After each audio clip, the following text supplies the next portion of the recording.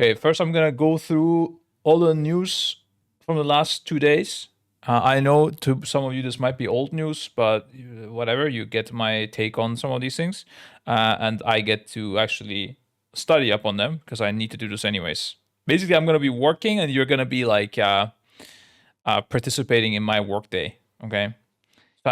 Quick look at the M plus rotation. This is the actual season I might play because it's end of expansion, and I will have time. Dawnbreaker, Arakara, Operation Floodgate, Season 2. Oof, this I have no idea about. Prior Research, Sacred Flame. Okay, yeah. Ecodome, Aldani. Oh, I was gonna say I've never heard of this. It's apparently new. Yeah, looks good though. This looks like a nice dungeon, like atmosphere-wise. Halls of Atonement. That is one of my favorite dungeons. Also one that I've played. So finally, Tazavesh Streets and Tazavesh Solia. Okay, yeah. Yeah, I mean the sad thing with these repeating dungeons is that the old players, they have a big advantage. That have been hardcore playing these, but it's fine. I mean, you can learn anything. It's not a big deal. If you push for a season, you're gonna get the hang of things quite fast. Yeah, I mean, the only dungeon that I really like from these is Halls of Atonement, honestly. The rest, I'm not, I don't have crazy good memories of. Especially, I don't know what will they do also, if they will reduce the interrupts in some of these. I remember Tazavesh did some crazy pulls and there was tons of interrupts and shit. I don't know. That's how I have it in my head. But I'm definitely not an expert on this.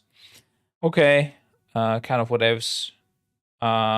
Hero talent tiers that's coming. Yeah, I've heard of this. I don't know what this is exactly, but from what I understand, instead of having one tier piece per spec, we're gonna have two tier piece or one tier piece per hero tree. So that gives each spec the choice between two, which is kind of wild. I think that is that's pretty interesting, I would say. But also at the same time, another thing that makes the game more complicated. I am very surprised that they keep on adding these things. I'm waiting for the day where they're gonna say like, okay, this is enough. And, like, we can't add more complexity because we're concerned we're not gonna be able to balance it right. But no, they just keep sending, and they still can't balance it right, and they still keep sending. So I don't know what the fuck is going on. I think there's like a big difference with my thoughts and what the developers think. I gotta ask them what the fuck is going on at some like BlizzCon or something like this. Like, why are you doing this? But at the same time, it is cool. Like, if this was, I mean, especially for people like a Shadow Priest or something, right? Where you only have one spec as DPS, I think it's quite nice. But for others, I don't know, man. A bit wild. What is likely is that it will just get simmed and one will be better and you're not going to play the other for most people. And then some people will actually have a choice depending on if it's multi-target or like high mobility or whatever the fuck. As a principle, I think it's cool, but big concerns. Like, I would rather have this than a really complex talent tree, for example. I think this is cooler. I don't know. We have a sharp piece now since both hero talent trees were played. Yeah, exactly. And they don't have that crazy amount of choice, right, compared to the other specs. I mean, not that sometimes the other specs don't have it really either because they are, or other classes don't have it either because they are locked into a spec. But yeah, for Shadow, I think it's acceptable. For Druid, I think it's cool as well. I'm not sure actually how Druid works because you have 4 specs. I have no idea how many hero trees they have or whatever. But yeah, no, I think it's cool. We go next. That's easy. New Mana Forge Omega Raid contains WoW's biggest boss ever. Yeah, I've heard memes about this. I didn't understand why does everyone know how big this is? How does everyone know this? I was pretty big though. Holy. I don't understand. So this is the arena we're fighting it on. If he is this big, then that means this arena is fucking massive, or what? Is this for real? I don't think so, right? This doesn't look that big to me. Like, we would have to be tiny here. I think there might be some misunderstanding going on, or the boss is like shrinked up in the raid or something, or I don't know. Tears harvest cosmic energy, using it to revive the Void Lord Dimensius, a cosmic threat that has only been partially seen up until now. I've never heard of this guy, by the way. Although I do think like these Void Lord guys or like Void Walkers and stuff, I think they're cool NPCs. They're cool types of mobs. Although they always, it is really tilt to fight them, like typically, because they melee quite hard, and I don't know. I feel like, yeah, they were always like one of the stronger mobs in WoW when you were like fighting them during questing early on or whatever. It was like a cool fight. I read the journal on this boss, and it actually sounds like a cool fight. And we have dragon riding again in this fight. So prepare for some funny clips, dude. One of the things in the journal, it lets when you get hit, it dismounts you. But sadly, it also does 28 million damage on Mythic at least. But I guess on Heroic, maybe what you could do is like if someone gets hit and actually survives it, you could float around and catch him and then go to the finish line. That would be so sick, dude. I'm hyped to see that on Heroic. The week's highlight after raise the final boss. We have met Dimensius once during the Burning Crusade at the end of the Netherstorm questline on the Dimensius All Devouring quest. What? I don't remember this Netherstorm quest. I may have done this.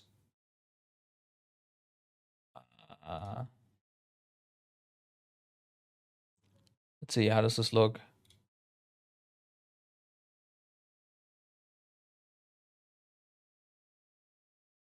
Okay, he doesn't look that big back in the days. A little bit small. Since then, he's been, I guess, working with Gingy, Games for Gamers, and damn, things did get out of hand. That's crazy. That is crazy. Okay, he killed him very quickly. Didn't give a shit. I guess we can do it as well then. All good. That was a Void Lord who manifested in our universe in Karesh. Yeah, also, I was like, apparently everyone knows what Karesh is. What the fuck is this? Homeworld of the Ethereals and the Brokers. Okay, that's cool. Yeah, that's nice. I think Ethereals are, I think I don't know if there's a cooler race or faction or whatever you call it in World of Warcraft. Maybe Undead. I feel like they are very close. Like in terms of the coolness scale, I'm a big fan of Ethereals. I don't know about you guys. The people did say that Ethereals will be the theme of this raid most likely. There was a lot of rumors floating around, and I was already hyped from that. Didn't know that this is their hometown. What's the Brokers? Oh, okay. Not a big fan of the Brokers, honestly. Ethereals, yeah. Even though they are similar, I don't know. The Brokers, they don't look as cool. Okay. Corrupting its world soul and causing the planet to become what it is today. I guess I don't know what that is today. There's a warlord who manages in our universe in Karesh. Corrupting his world soul and causing the planet to become what it is today. Oh, our planet, what it is today. Cool. Okay. I don't know what's going on with our planet, but apparently it's corrupted and it's not good, I guess. It is unclear if we will be fighting the Void Lord in his complete power or just another manifestation. I mean, this doesn't look like a manifestation, but at the same time, if this is this big, I highly doubt we're gonna fight a boss that big. Because how do you do that? Like, I don't know, something is wrong here. Like, we would need to be scaled up, or he needs to be scaled down. Currently, Blue Blizzard Dimensions is the biggest boss ever made, and wow, it's comparable in the size to Stormwind City. Blizzard didn't want to spoil anything about Dimensions in our interview about the patch, but assured us that the fight was an absolute feast for the eyes. Interesting. This is the this is what they also do a lot in Final Fantasy and in Destiny too. They make sure the bosses look really good as well. The end bosses. Especially in Destiny end bosses. In Final Fantasy, every boss looks kind of cool, but again, the end bosses, they have like a big emphasis on aesthetics. And I mean, I guess Blizzard did as well on some, but on some, I don't know. It wasn't an absolute feast. So, like left arm, right arm. No, we're not gonna fight left arm, right arm for sure not, because there's a spell that says like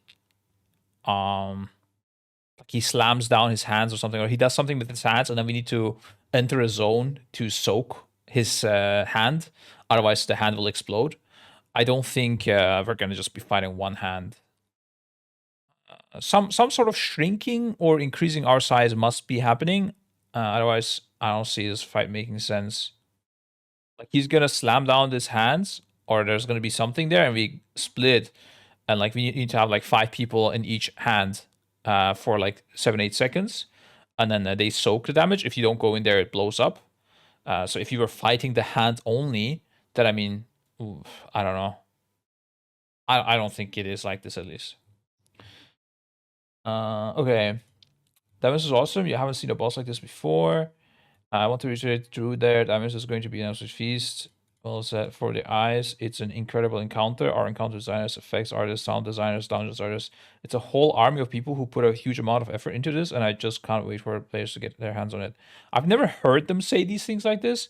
I don't know if maybe they are always doing this, right? And they're now just saying it to hype it up. So I don't know how much to trust this, but assuming it's like special, it sounds really cool, of course. And the fact that we won't PTR test this as well, it's gonna be exciting. What would be cool also is like a mythic only boss, but of course I understand that the community wants to game these things as well, or a mythic only boss that you unlock by killing it, and then heroic and normal gets released as well. That's again kind of like how Destiny 2 does things. They have their they had like an event trigger when the last boss was beaten, and then you could go and do it in like more like a story type of mode. That was still like a little bit challenging, but not really too much. Something like that, like a Raden type of thing that gets unlocked as a story mode once it's defeated. I think that would be cool as well. They're hyping this end boss so much, it makes me think like it should stay secret until, you know, we're actually slamming him. Metaforce Omega is a new 8 boss raid from patch 7.2. There isn't an official boss list, but the following bosses were revealed. I mean, there is now a boss list. Not much more was shared about the new raid. One bit of information shown is that we will enter the raid through its harvest pipes, using the ability from the new Rishi Wrap's Cloak to become energy to enter the facility. We're going to turn into energy. Interesting. Besides, that would increase if our size was increasing. Like if they're already turning us into energy, I guess it can increase our size. I don't know. Besides being used to enter the raid, it was also revealed that the Rishi Wrap's special ability would interact with other encounter mechanics of the raid. This would make the cloak mandatory for the raid, similar to the sanity thing in Nyalotha. Yeah, that was crazy, dude, when you got just mind controlled if you didn't have this cloak. Kind of cool. I think this wasn't documented anywhere either, and like one of our players didn't have it equipped for whatever reason. I think they had like an Orcamark cloak or something to TP, and then they got mind control, and that's when we realized. Drew D'Souza, that name sounds familiar. I think I know this guy from somewhere, but Metaforge Omega is a giant facility that's been built on Karesh to harvest cosmic energy. We're going to be fighting our way in and through it to take on Shadowguard Ethereals. We're trying to revive Dimensius. While we're there, we'll face down with an army of Ethereals still being wrapped, the creature they are harvesting silk from, and even the mysterious council of demon hunters that found their way to Koresh, which is supposedly the optional boss. I don't know what to think of that. Well, we're gonna get to it. I think I saw a news post existed about that, so maybe there's some info there. And of course, it will end with a cosmic battle against Dimensius, which is the biggest boss we've ever made. Uh, One cool thing also is I've never done like one of these. I've never done Algalon, and I was always like a little bit jealous, that it was like this cosmic battle. It looked really cool. I think like on the eyes as well, like they say. I had done the Mogushan Vaults dragon that is a bit similar, but it's not an end boss. So this might be actually quite nice. Wait, are they just repeating themselves? Yeah. Do you have an example of boss mechanics? One that I think, okay, this is interesting. Because it's explaining a mechanic potentially. Really cool is that actually our intro to the raid. Oh. We mentioned that there's a giant mana intake facility and we're actually coming through the pipe where they take in the mana. We're actually going to utilize an artifact cloak we're introducing in Ghost of Koresh, the Reshi Rose. Turns off the energy to trick the filtration system. So our first boss encounters is against a warden that is overlooking these pipes, and we're going to need to go in and out of energy from to survive. Okay, well, I thought he's gonna spoil a last boss mechanic. Because there is some really interesting mechanics here. They're playing around with gravity a lot. And yeah, like I said, dragon riding. And in general, in the raid, there are also like a lot of stars clashing and supernovaing and black holes and these kind of things exist as well. Option was what drops the boots that buff the cloak. The Demon Hunter thing? The Demon Hunter boss? I didn't know that. Okay, that's interesting. Yeah, we need to check the loot on that boss. That's the most important part. When we were chatting about it yesterday with the boys, just randomly, and they said it just drops Warglaze, some tier set, and what was it? Another like useless thing. They did. I don't think they mentioned this boots, but I should look into it. Okay. Yeah, very very cool. Definitely like a polar opposite of the last raid, which was like more memey and just like goblins going crazy. This is like more epic, I would say. Okay. Upgradable artifact, guys. Let's get it. I've not seen this item yet. Yep. Who asked us to embark on a journey? Ethereal relics in order to coalesce them into Hershey wraps. Players will utilize this new powerful artifact to harness the power of Koresh, allowing us to see the world through the eyes of ethereals.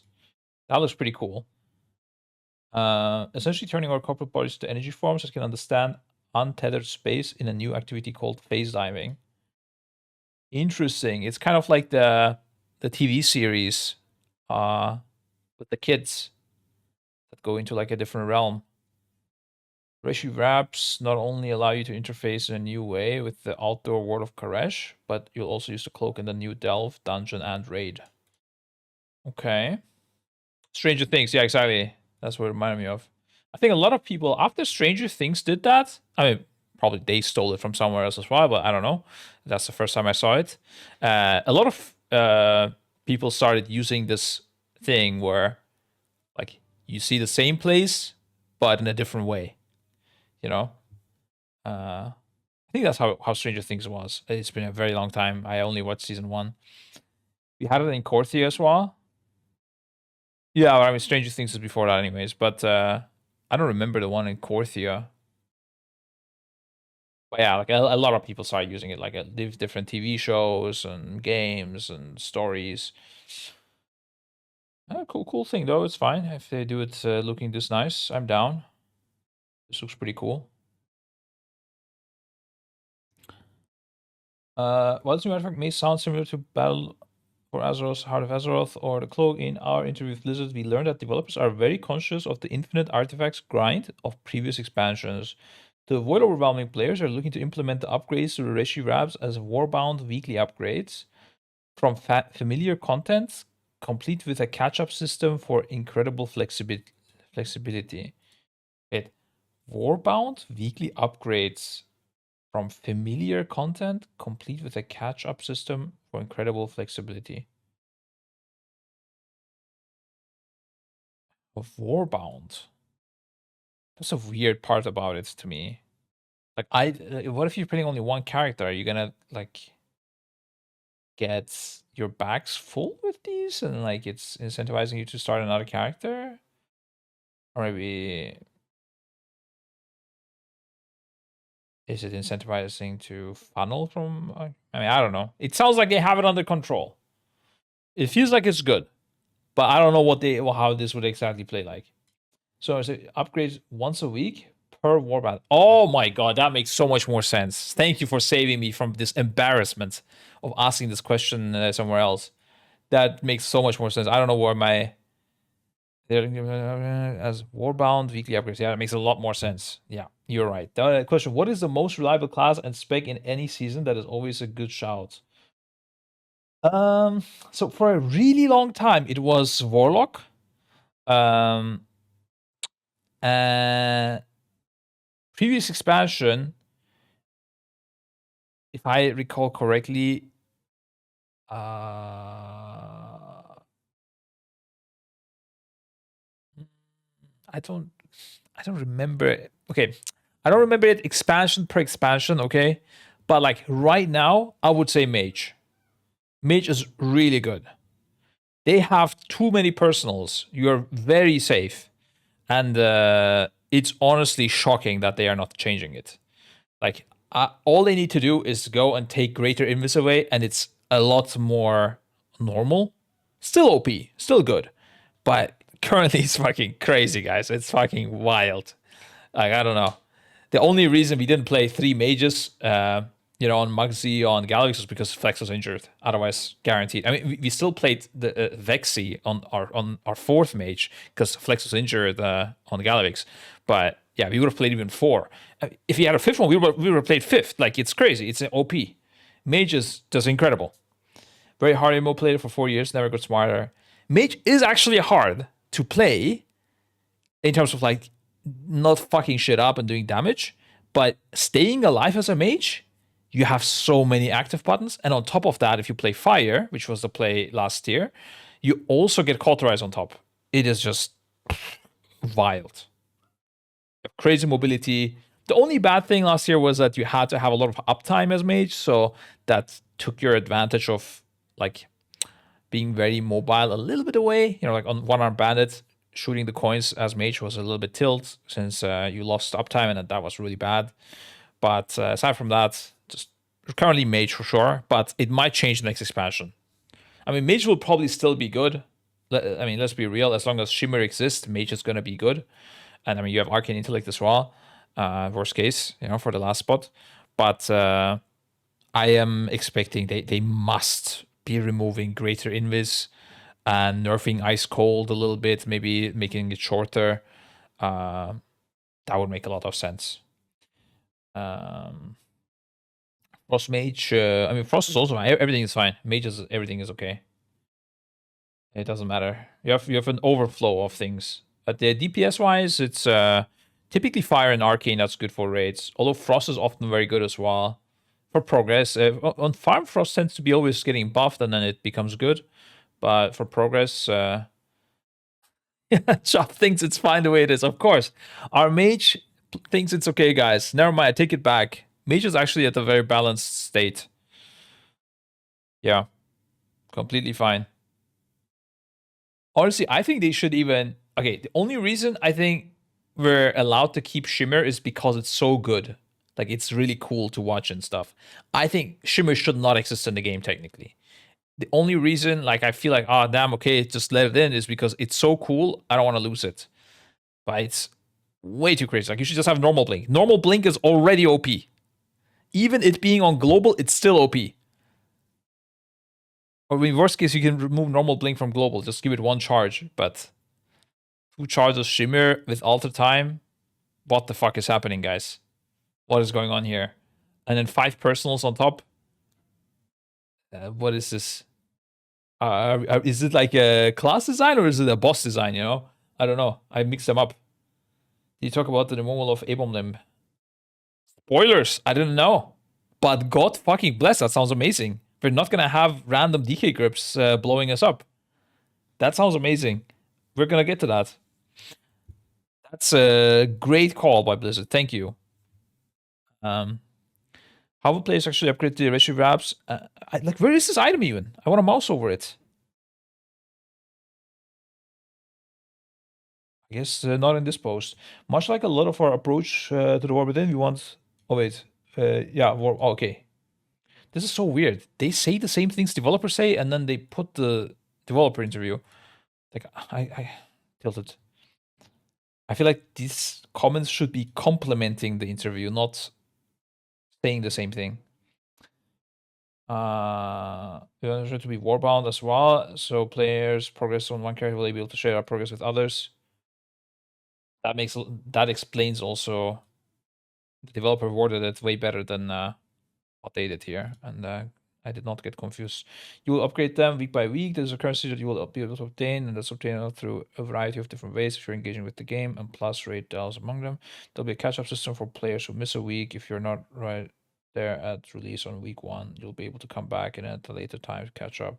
Yeah, I mean, I think at this point, whenever they should have a standard like a template when they bring a new feature. In that template, it should also say how to catch up. So we never have this argument again. Like, there should always be a catch-up system. It's a no-brainer. It shouldn't be a crazy thing, but you should be able to catch up by farming a little bit, and it's okay. Yeah. We've been listening to feedback very carefully from this last season. That's an important factor. Wow, that's incredible. We are on 11.2. They figured out that we should put catch-up systems. That's amazing, dude. From the last patch, they figured that out, guys. Good job. Are you excited for this new iteration of artifacts? Wait, is it post asking me? Who do you think this powerful figure is that bestows upon ratio wraps? Let us know in the comments below. Oh, interesting. He's breaking the, what do you call this, the fourth wall or something? Interacting with the reader. I feel like I'm watching Deadpool. No, what do I think about it? I do not know because I couldn't see the item yet. And this powerful figure is, I think, the feed lady, or isn't it? That's an optional boss. I want to see the optional force first. But at first glance or at first thought, I'm just a bit confused. I don't know what that means. I mean, if it's an optional boss, make a separate instance for it, I would say. Like a Obsidian Sanctum or something, you know, and just it's an optional boss there. Like, I feel like it's a missed opportunity in a way as well. But what do I think about it? I don't know.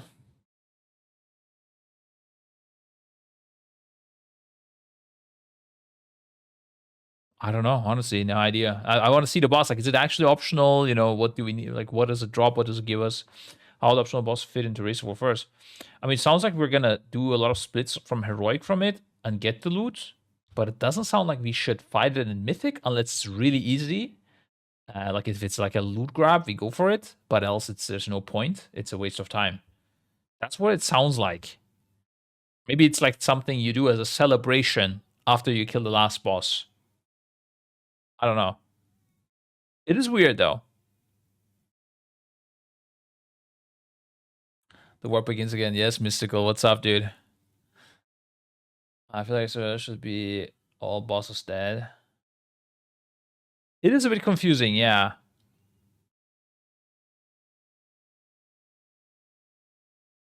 Yeah, I don't know. Maybe they changed that. I don't know what the goal is with that exactly. New dungeon revealed. Let's check some pictures of it. Oh, I heard Nexus Princess is in this dungeon. I don't know. Yeah, this looks nice, dude.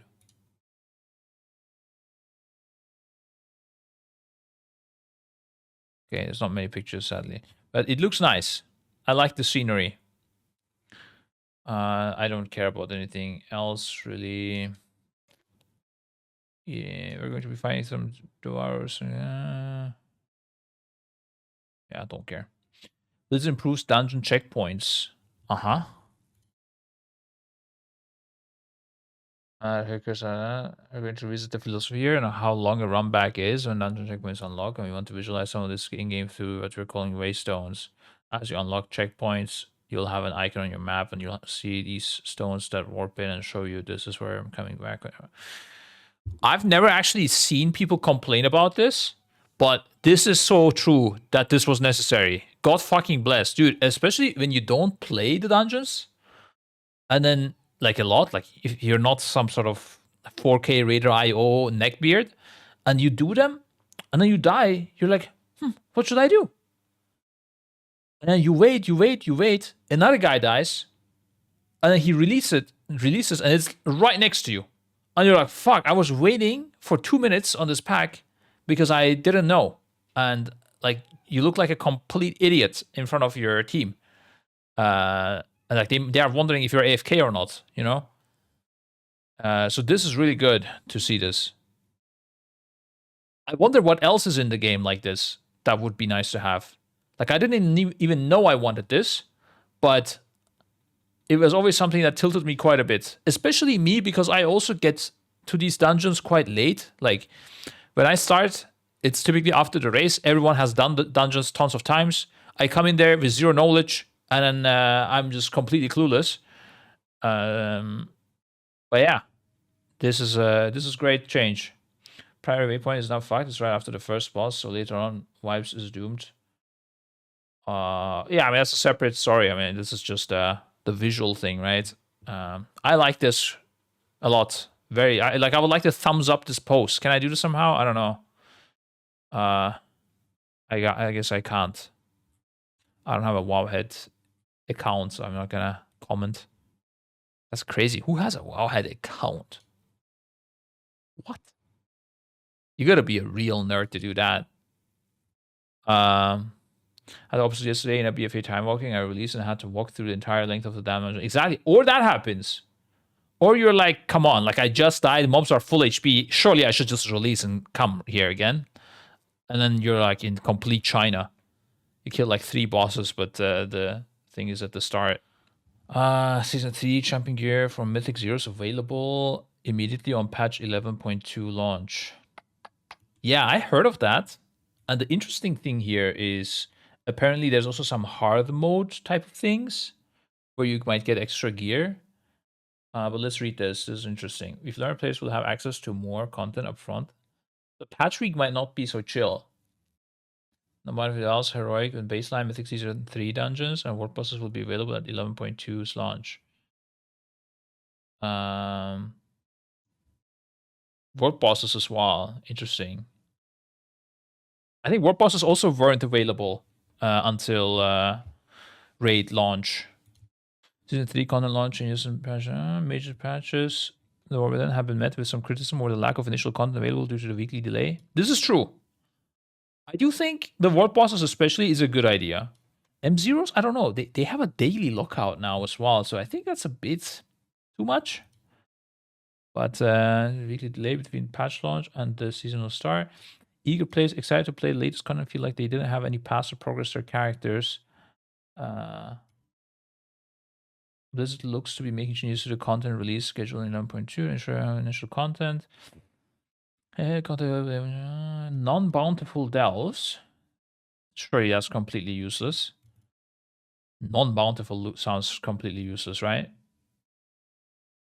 Pretty sure, yeah. Although there are some like weird mechanics and delves that I don't have fully understood. So maybe I might be missing something there. Heroic and baseline Mythic Season 3 dungeons. Yeah, okay. And world bosses, okay, that's it. At least expected mid and August, I assume. So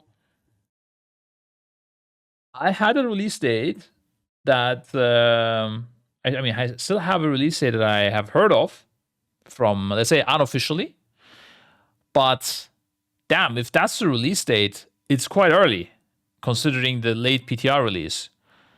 But at the same time, if they do it later than that, Gamescom is very fucking close. So I don't know if they want to release the patch during or the raid during Gamescom. I I mean, the Race War first will overlap with Gamescom guaranteed, I would say, either way. Otherwise, it would be either too short or the patch would release too late. Yeah, I haven't heard of any changes. If they change the release date that was initially planned, they fucking tell us quick better, because the guys were about to book flights and everything. We have the hotel reserved for some dates, so we need to change those if those change.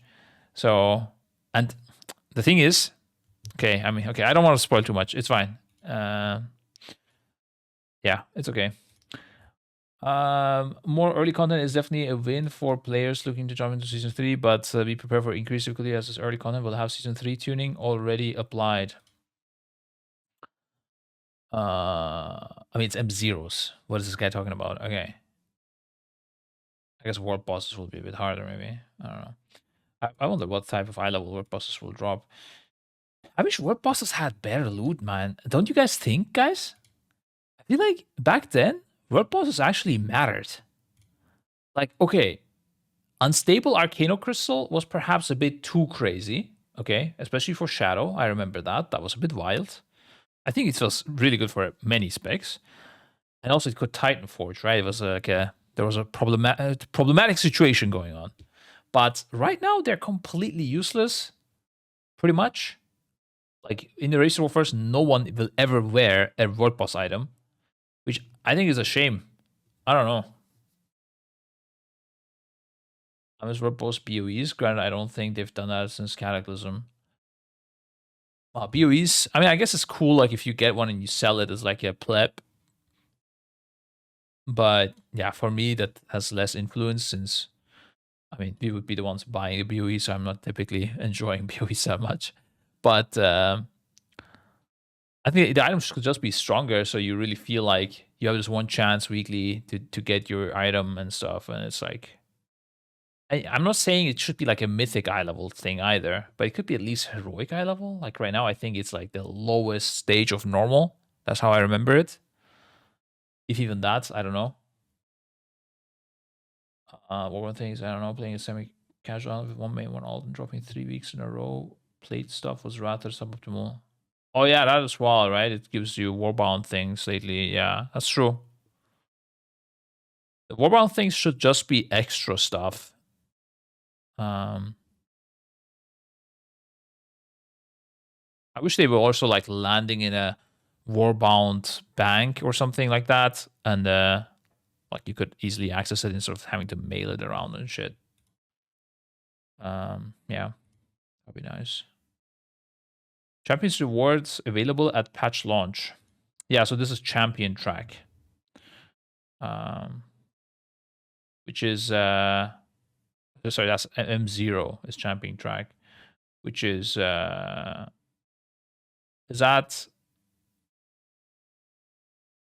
I think it's the first level of like normal raid gear. Definitely not amazing unless one of these dungeon has like a really good trinket for you or something like that. Then of course you want to farm it because it's good on low eye level, or you can also upgrade it later. Also, you can use normal crests to upgrade things. So, and they're at least for us they are useless. So it's interesting. On patch week we might be busier than I was hoping for.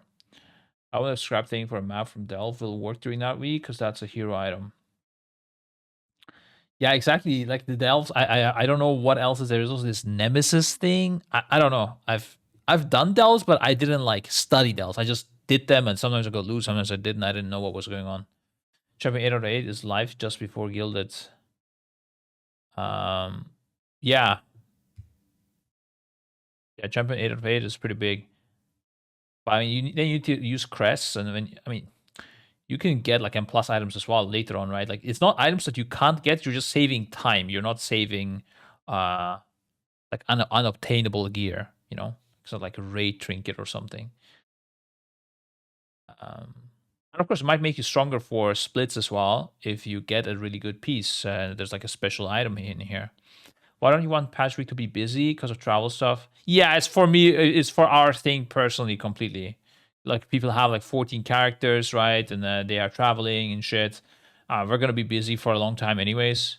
And I mean, like either I would want it so interestingly busy that we do a race or for stream around it with casters and stuff, like a heroic week, right? Or I would rather have it simple so we get to chill. Having our people grind, but it's not really interesting. It's not that nice. But of course, this is like a personal thing. I can see the community enjoying it. If they enjoy it, it's whatever. This is not like a horrible thing or whatever. It's fine.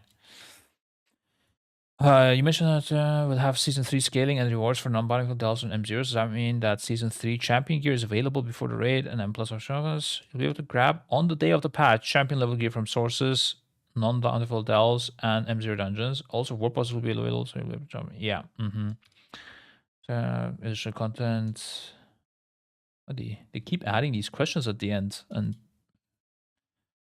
talking to me. I don't know. Am I excited to have additional content? Not really, guys. Not gonna lie. I do not care personally, but this is me personal. If I was a normal pleb, would I care about this? I mean, yeah, I think it would be nice. I just would like the M0 on a weekly lockout. I think right now on a daily lockout, I think it's too much. That's my thought. There you go. I said it. You can shoot me now. Do you prefer the delay and being able to focus entirely on the story new campaign? No, I do not care about the campaigns or definitely not rares. Could Void Theme Demon Hunters be the newest WoW specialization?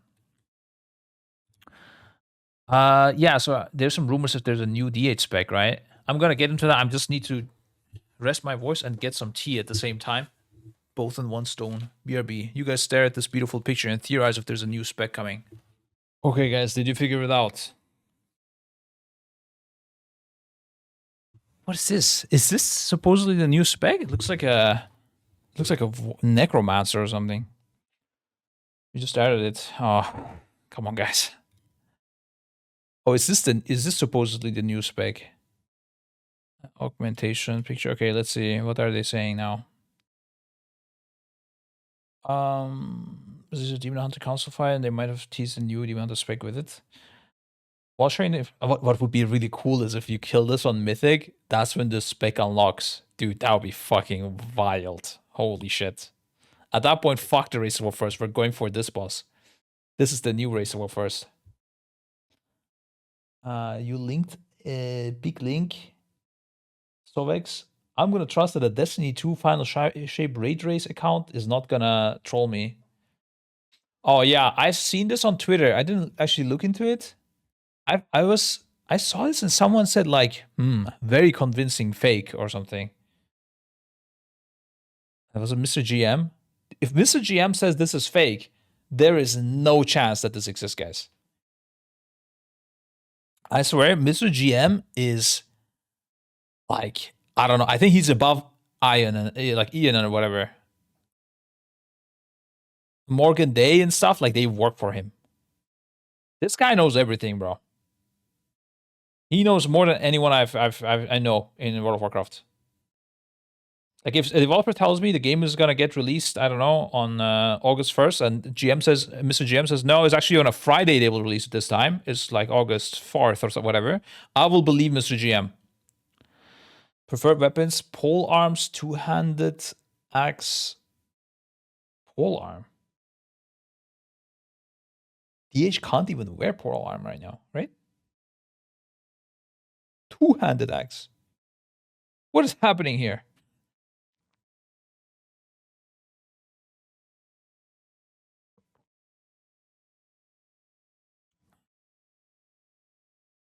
This sounds like complete fake, guys. Because this guy is wearing warglyphs. This is not a pole arm or a two-handed axe.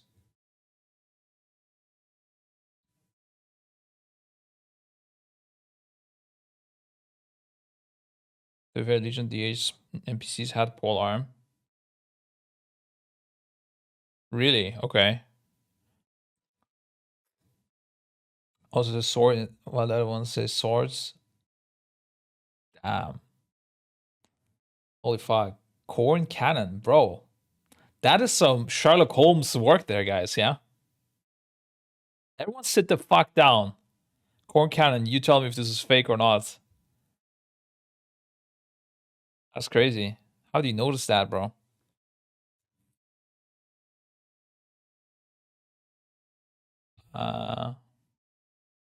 Annihilate foes and destroy their eyes.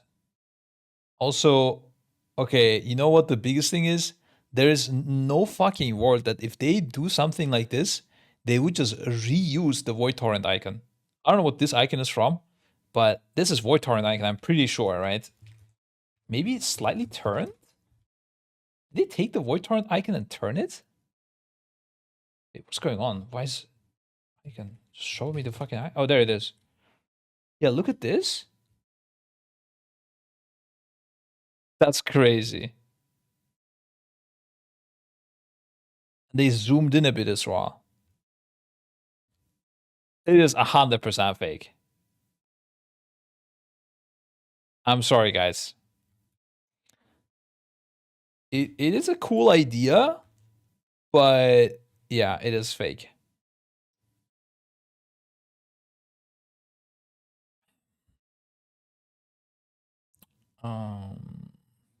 Okay, in the previous shot, we can see 3 Demon Hunters. On the left, we have a classic Havoc themed outfit with traditional warglaives. On the right, Vengeance looking outfit. I don't know Vengeance looks like this, but that's crazy.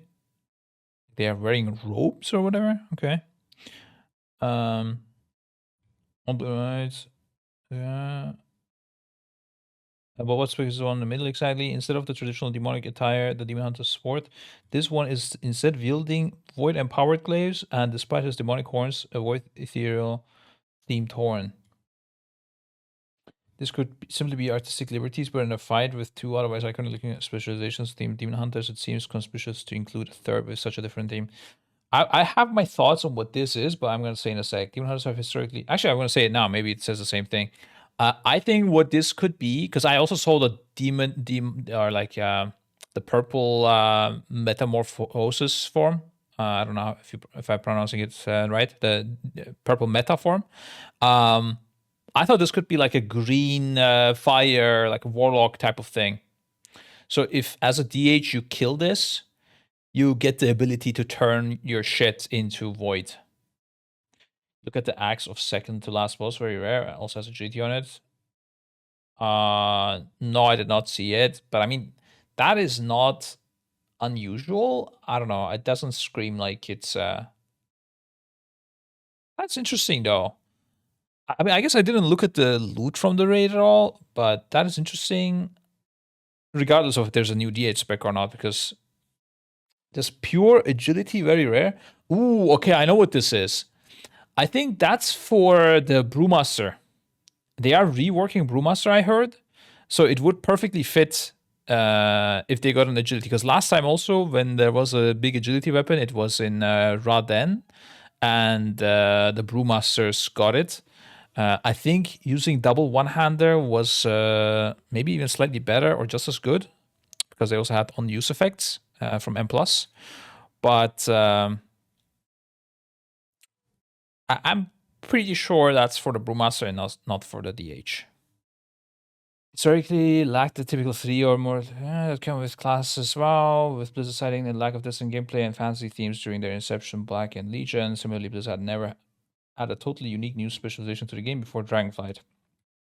With the new release of Augmentation Evoker, possibility of new specializations to exist, classes has become a distinct possibility, especially in relation to the ongoing story of each expansion. Augmentation was themed after the ongoing story in 11.1, with its black and bronze dragonflight abilities matching the fantasy from couldn't give a shit. The errors we even saw augmentation spells directly teased during the Sarkarath fight, where he wielded spells like their iconic and controversial Eben Might ability.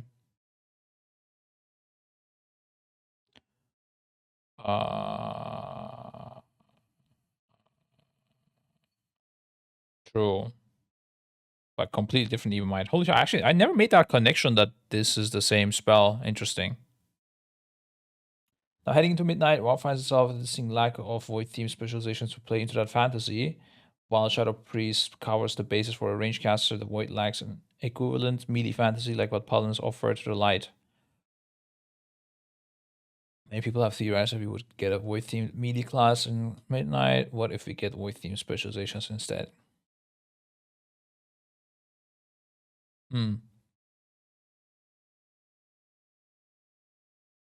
Yeah, it could be. I mean, I would not be surprised by this. Illidan is already prepared for this. Is this an actual picture or did they just modify? Is this like a hack? What is going on here? If this existed, then I would say it's guaranteed that we get it. But I've never seen this before.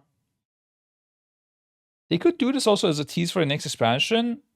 But if they are cool, they will either like make it appear when that boss is killed on Mythic or how was it with augmentation? Did that also get released after we killed the boss? They got their weapon once we killed Sarkareth, right? The quest line, kind of like the DK weapon quest line or the legendary weapon strength weapon quest line. Maybe it's something like that. All came in at 0.5. Oh yeah, true. All came in 0.5. But they got the legendary weapon after the boss kill. Maybe this could be something like that. This way they wouldn't need to worry about balancing it as well. But obviously a lot less hype as well. Because having it like available during the race, a lot more people could see the spec and talk about it. Like it's much more marketing for it. But I don't know. I think I think both could work because you also get big marketing from someone doing the world first. Like Maris had like tons of viewers and when he was releasing the strength weapon. So yeah, I don't know. That would be a cool release for a spec. Kind of weird that augmentation came like without anything special to it. It just was there, I guess. When we promote for progress, to suddenly have the swapping. Yeah, that's what I'm saying. Like maybe if this was from the end boss, but if it was happening mid progress, and it came from this optional boss, and we had no info about the spec, that would be very problematic, and at the same time very fucking cool. So I don't care. It doesn't matter if something is like really problematic or hard if it is at the same time very cool. I think it's fine, you know? Who cares about a balanced game if it's boring? Like make it non-balanced but exciting. I'm completely fine with that. Would be so fucking hype. Yeah, we would immediately like bench our DHs in a funny way to go on the dummies and have like our full outside squad watch these guys figure out the talents. It would be so sick. It would be very cool. We'd probably play without a DH for a bit. The thing is, we wouldn't show any of this on stream. Probably. That's the sad part. It would be very cool for the people doing it, but I don't think we would show it. But maybe then like Blizzard would also show these talent trees in places, right? And then you would see the talent tree. And I mean, I guess everyone in the world would be able to access it by logging a DH. So it would be cool, I guess, because our casters would be talking about it and stuff. You could probably have someone from production, like our casters, play it and show the stuff. It could be very cool. But let's stop living in the hypothetical world, guys. It's unlikely that this will happen. So get back to reality. Mythic plus levers. I mean, I don't care. I'm not gonna click this. Levers finally penalized. Oh yeah, this I tweeted about this. I saw this. I don't know how they are being penalized. I should know because I am an M plus lever. Let's make sure how I min-max is the best and don't get banned. Are there any changes to address the frustration of joining LG groups?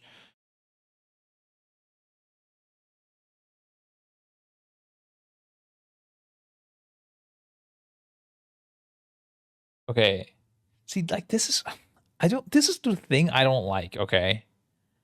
The fact that they like worded this as a question is so ingenuine. Like, do you really think out of nowhere Wowhead went to them and asked, Are there any changes to address the frustrations of joining LFG groups and dealing with leavers in Season 3?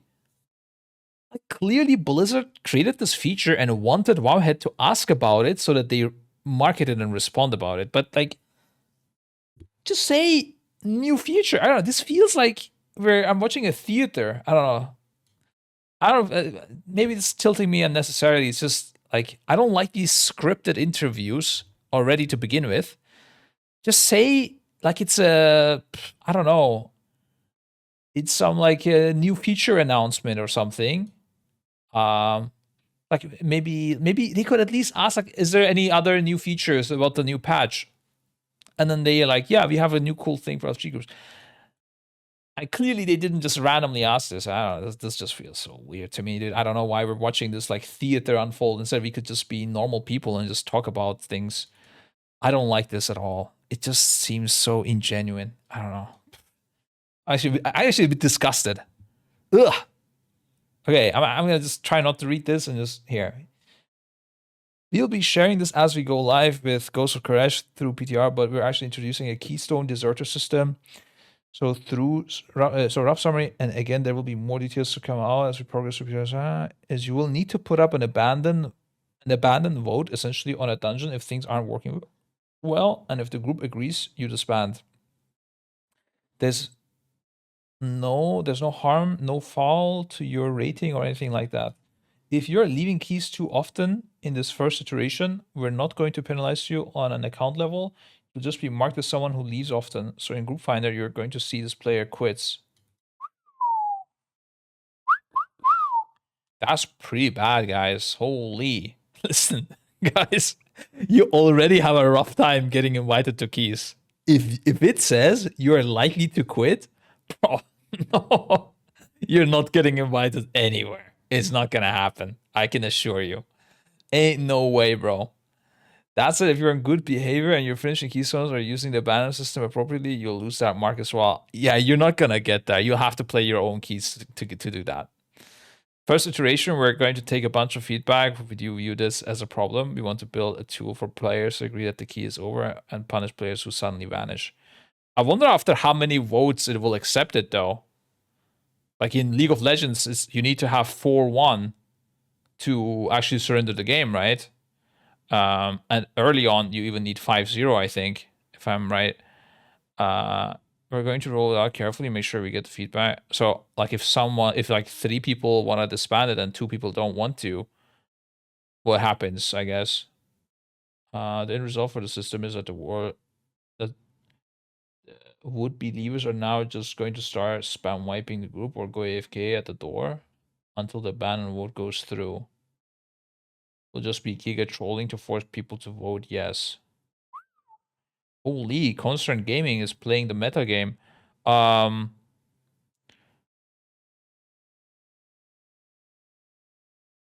mean, I'm sure they will have to find a way for that to like to get reported easily or something like that. But I mean that's the problem, right? I guess if you can report people for inting, then yeah. I mean, you know what that leads to, right? People will report people for playing bad. Not like this. Then you have a new flag. Instead of this player leaves often, it will say this player sucks. Don't invite him. Oh my god. No, dude. This is too crazy. Holy shit. Report for bad happens in every game. Yeah. But like intentional feeding is what League of Legends has. But yeah, I mean, they need to implement something like that. And I guess if you get too many of them, I don't know. Guess you get a flag. I don't know. Legitly just leave the system like it is now. It works. I don't know. I don't think it does. I think you don't need maybe 4 people to agree. I think if 3 people agree on disbanding the key, I think it should disband. It could be just a majority rules system. And I think that's fine. Like if someone is inting your key instead of leaving, I mean, I don't know, bro. Yeah, there needs to be a report system. Yeah. And I guess if you do this just once, you're gonna be fine. But if you do it multiple times and people keep reporting you for this, then I guess you'll be punished. I would even say that it should be bannable, personally. But yeah, I guess the issue is if people troll report you, right? Yeah, you die and then there's like, okay, fuck this guy, let's report him. Yeah, it's a problematic situation. It is a problematic situation. Yeah, I don't know. It's rough. Biggest thing is just keep going down a level. If you ban it, levers will stay. It will still happen, but if it won't be as much of a tilt there.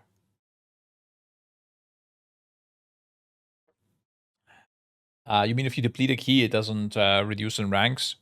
Yeah, I mean, of course that would be nice, but Blizzard is not doing that intentionally, right? So that they get more play hours from you.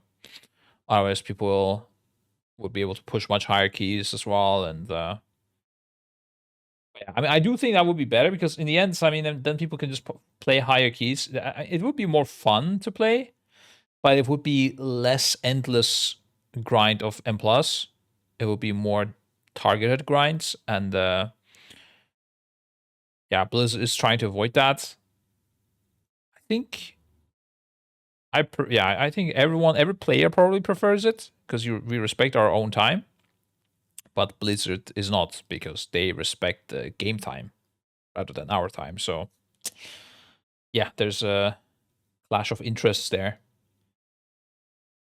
But I think that is something they might do. Like Blizzard has been changing a lot of things, right? I think they're probably just afraid to make that change. Need to finish it or can we leave once the timer runs out? That's also another thing. Yeah, I guess. Maybe you get less minus points to get flagged if you leave after the time runs out, but it's still bad. I don't know, something like that could happen. I think they're gonna remove key depletion. They're just dragging their feet since it's been that way for so long, and WoW gamers really hate change.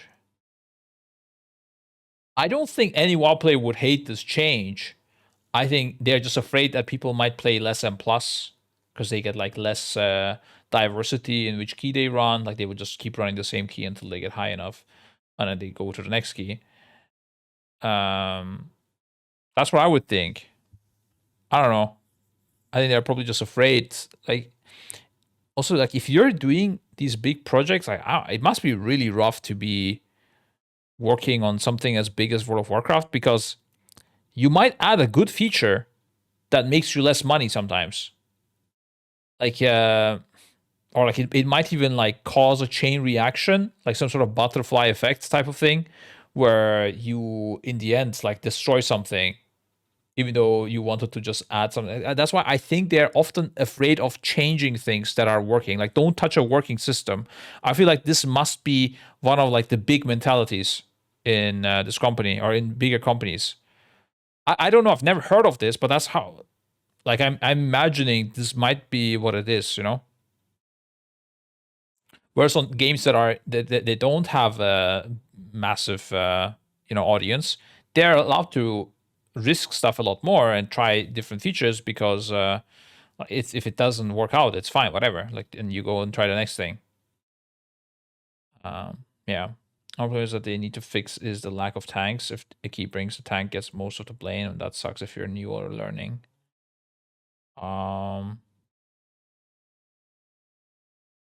Yeah, I don't know. Tanks, I do think they have a very high responsibility in keys, but there's only one of them as well. I don't know. I haven't tanked in a long while, but I do agree. It sounds very stressful, like to know which pull to do and stuff like that. I always was surprised by how good tanks are in general in M plus. Surprising. Many players would be excited that Blizzard is looking at address some of these issues. Effectively without seeing it in action. Many players have had concerns in the past that this could lead to some malicious players who hold a key hostage. However, it's unlikely that any system is perfect. For every key, there is a system used maliciously. Multiple other keys go to completion because players don't want to be flagged as levers. Having constant levers be socially excluded from groups using public mark almost seems like more of a deterrent than suspending an account, as players will have to climb their way out of the role they dug themselves into. This seems very reminiscent of Dota's low priority queue, where instead of instantly suspending players who frequently leave, they get sent into a special queue to play with other low priority players. I think it's unlikely that players who are publicly marked will get into a group, especially as a DPS, as that mark likely increases the chance of the key being bricked, forcing marked players to play with each other to remove the mark. I guess it's also interesting, if you make your own key, do you also see that mark? That's if so, that's holy fuck, that's pretty bad, guys. The exact uses of the system are currently unknown, and there will likely be kinks and loopholes to work out. We'll see more when the system goes into the PTR. Yeah, I'm curious to see some drama happening. People wanting to leave and then hinting the key. Damn, there's going to be some tweets about this for sure. Holy moly. Let's get ready. Get the popcorn out, boys. Do disconnects count as leaving? Yeah. I think they will count as leaving, yeah. Whether abuse recovering from a mark by queuing and abandoning a dungeon instantly. No, they won't. Like, what is this question? All right, that's funny. I guess trying to exploit some things already. I mean, they shouldn't, obviously. So, oops. If they can, they will change it. Was 11.2 part of one dungeon design? Oi, oi, oi. Ooh, okay, it's not too long. Let's see. You mentioned that 11.2 launch week will have season 3 scaling and rewards for non-bountiful dells and M0s. Does that mean, yeah, okay.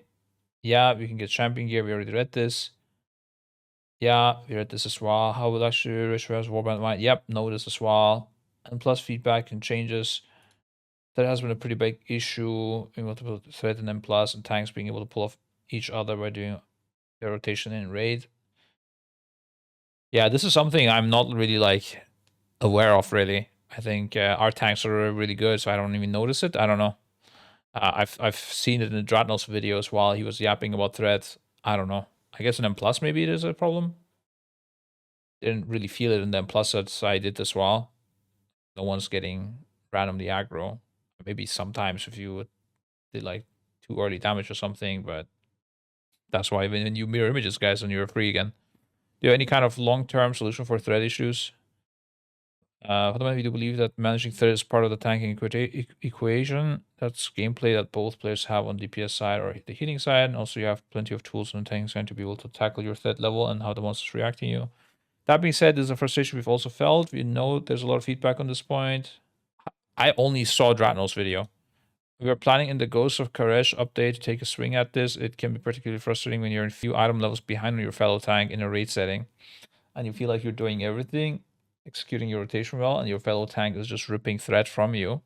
What we don't want players to feel is that they are doing everything within their power at a reasonable item level, and the encounter is harder because of their fellow tank ripping threat off them. So we want you to play. Yeah, that sounds tilt. Yeah, that sounds tilt. To add that as well, I think Taylor's point of being important is that you're not ripping off a tank 30 or 40 seconds into a pull. Whatever number doesn't feel right here. But there's still some gameplay here in having the tank gather some mobs. There are player tools like misdirect and tricks that help you do it. It's really about sustained threat is where I think we see the problem. Yeah, I do agree. I think getting threat of new mobs coming in, I think that's fine if that is a bit problematic and you have to hold some damage and stuff like this. But yeah, sustained problem, that doesn't sound nice. There's some correlated tank mobs gameplay we do like. Yeah, that's fine with me as well. Also, using misdirect and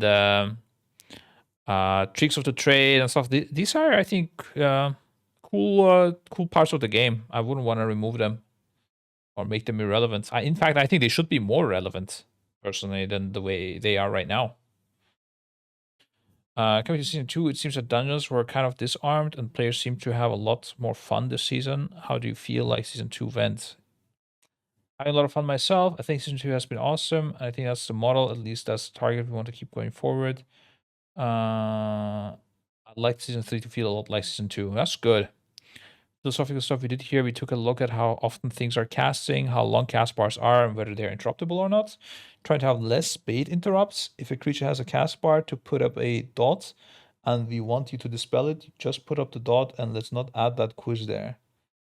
I don't get it. Here's a cast bar. So it's an instant cast? I don't know what it means. I think another philosophy shift here is that in that spirit of let's just put less cast bars on screen was a tank buster change.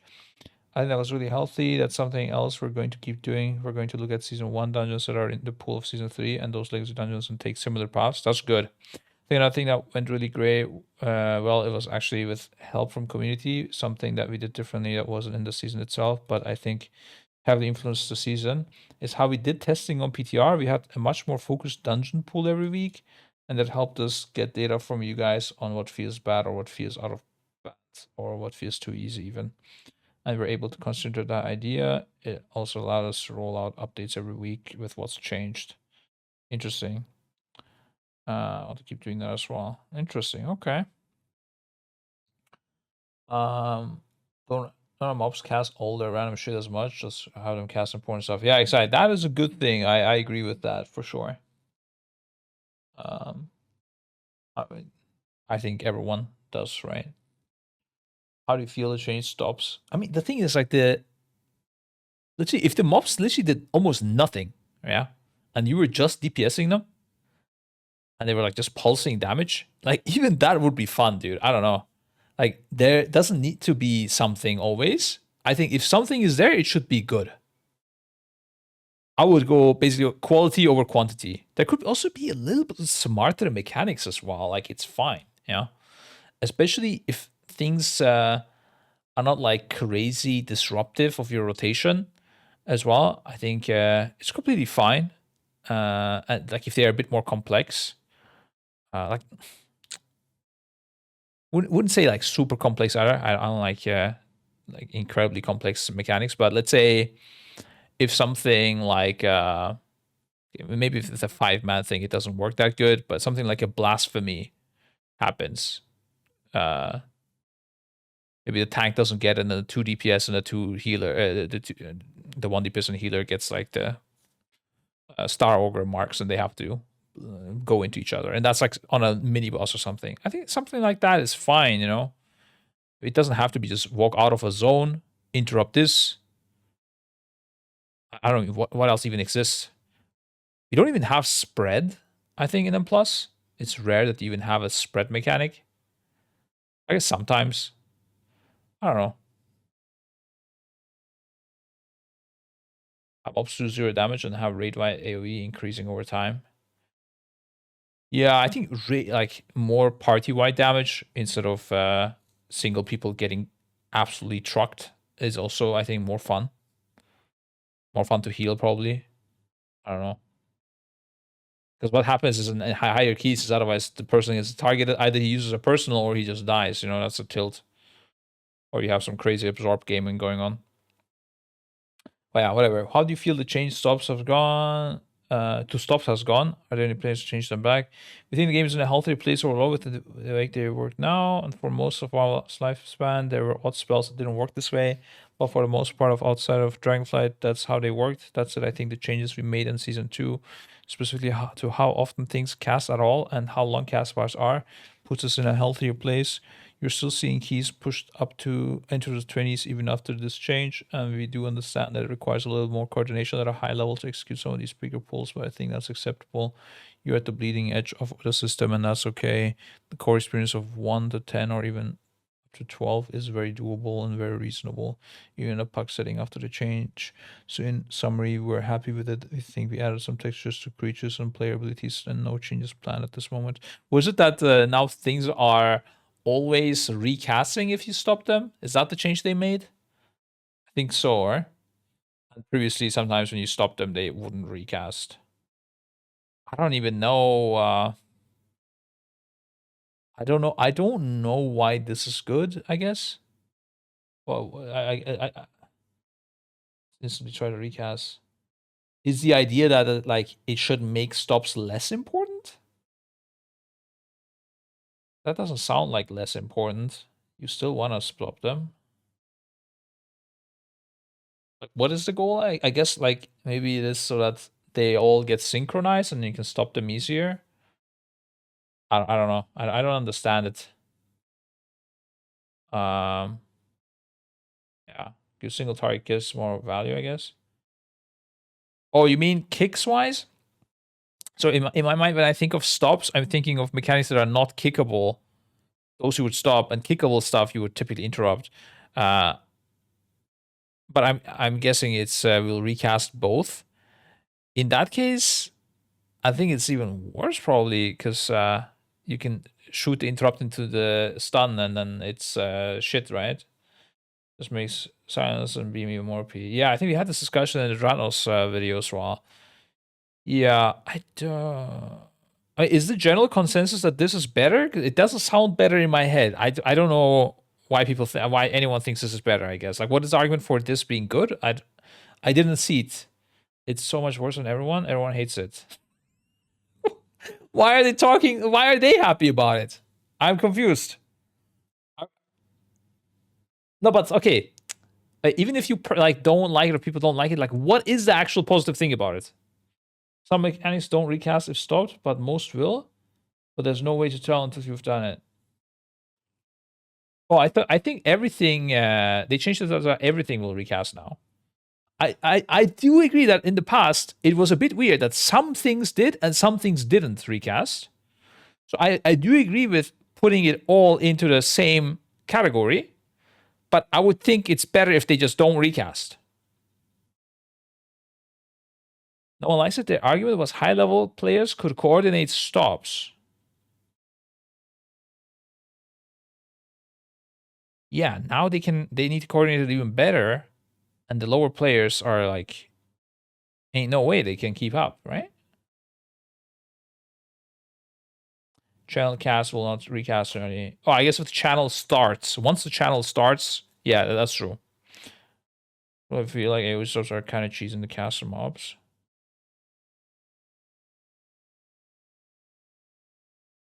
Hmm.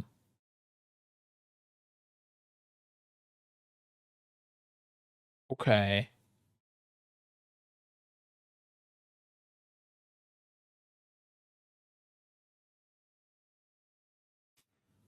Yeah, interesting. I guess I don't know.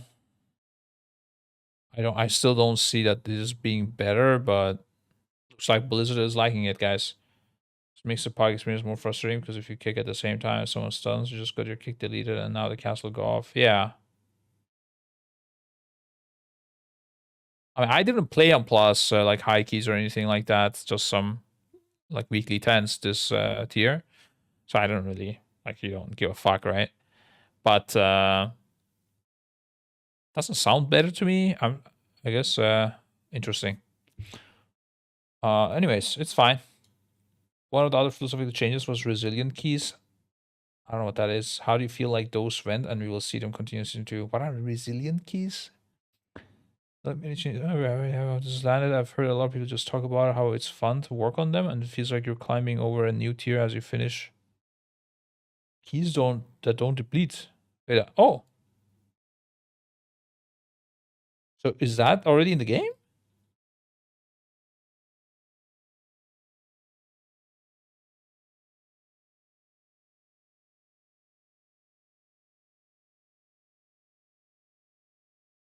Really? After you time all 12s, they don't go lower. That's sick. Wait, we just had this discussion and no one said this. No one brought this up. It's every key at plus 12. That's completely fine, I think. Each tier pushes it up. Wait. Oh. No, that's not great. If I do all 14s, my 14s will never deplete. I mean, okay. I mean, I would rather just. I thought once you do the 12s, it just will never deplete your key. Okay.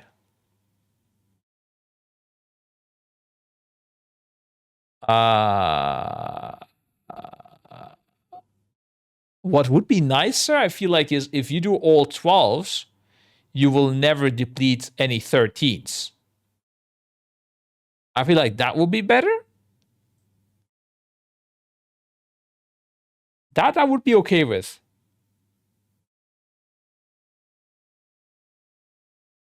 Many people have advocated for that. But I mean, yeah, it's again, like I said, guys, previously as well, right? Like it's a trade-off.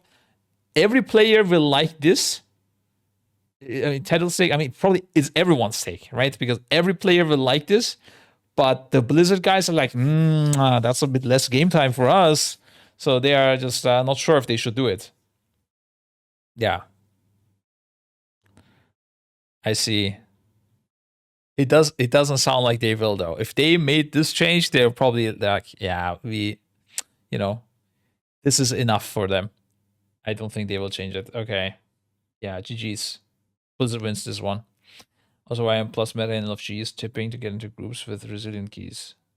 Oh. Interesting. But I mean, while pugging, like, why do you want to get into a resilient key group? It doesn't really matter, right? Because the guy is probably doing a higher key than he wants to, anyways.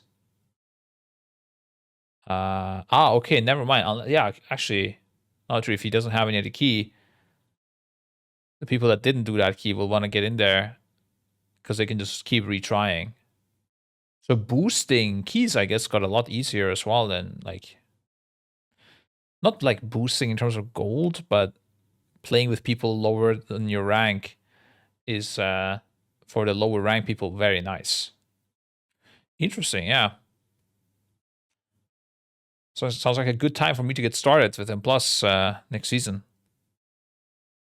How do you view players who need on every item in LFG? Just sell them for gold.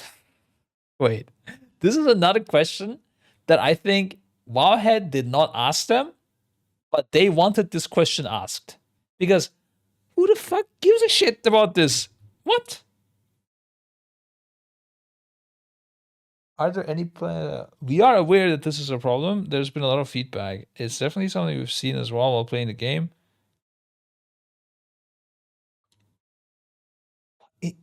Where even? Where is this even happening? Is this like in raids or what? Is that any time a player is in difficulty, going into a difficulty on a certain social contract? I mean, yeah, I do remember. Actually, I had an interaction with someone. I think it was Heroic Galivix, and some item dropped, and a priest won it. He needed it himself, right? Like it was an upgrade for him, but he did tell me, "Yo, if you pay me, I don't know, 100k gold or whatever, like I can sell this to you." I told him to fuck off or something. That was my like that's how I saw this happen. But I think it only happened to me like once, and I pugged heroic, I don't know, quite a bit early on. Maybe this is happening more now. I don't know. It could be because people are more geared, right? When I was playing, people were a bit less geared. But I don't know. Who gives a fuck if it's not a big deal?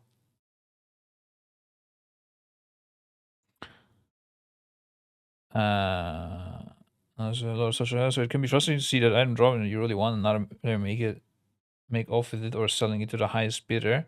Don't have any plans to announce right now. It's something that we're actively taking a look at, but like to address in the future. I mean, also, what are they gonna do? Like, yeah, you win an item. You can't roll on items that are like much lower eye level than yours or something like that, right? Like, or if you have the item already, you can't roll.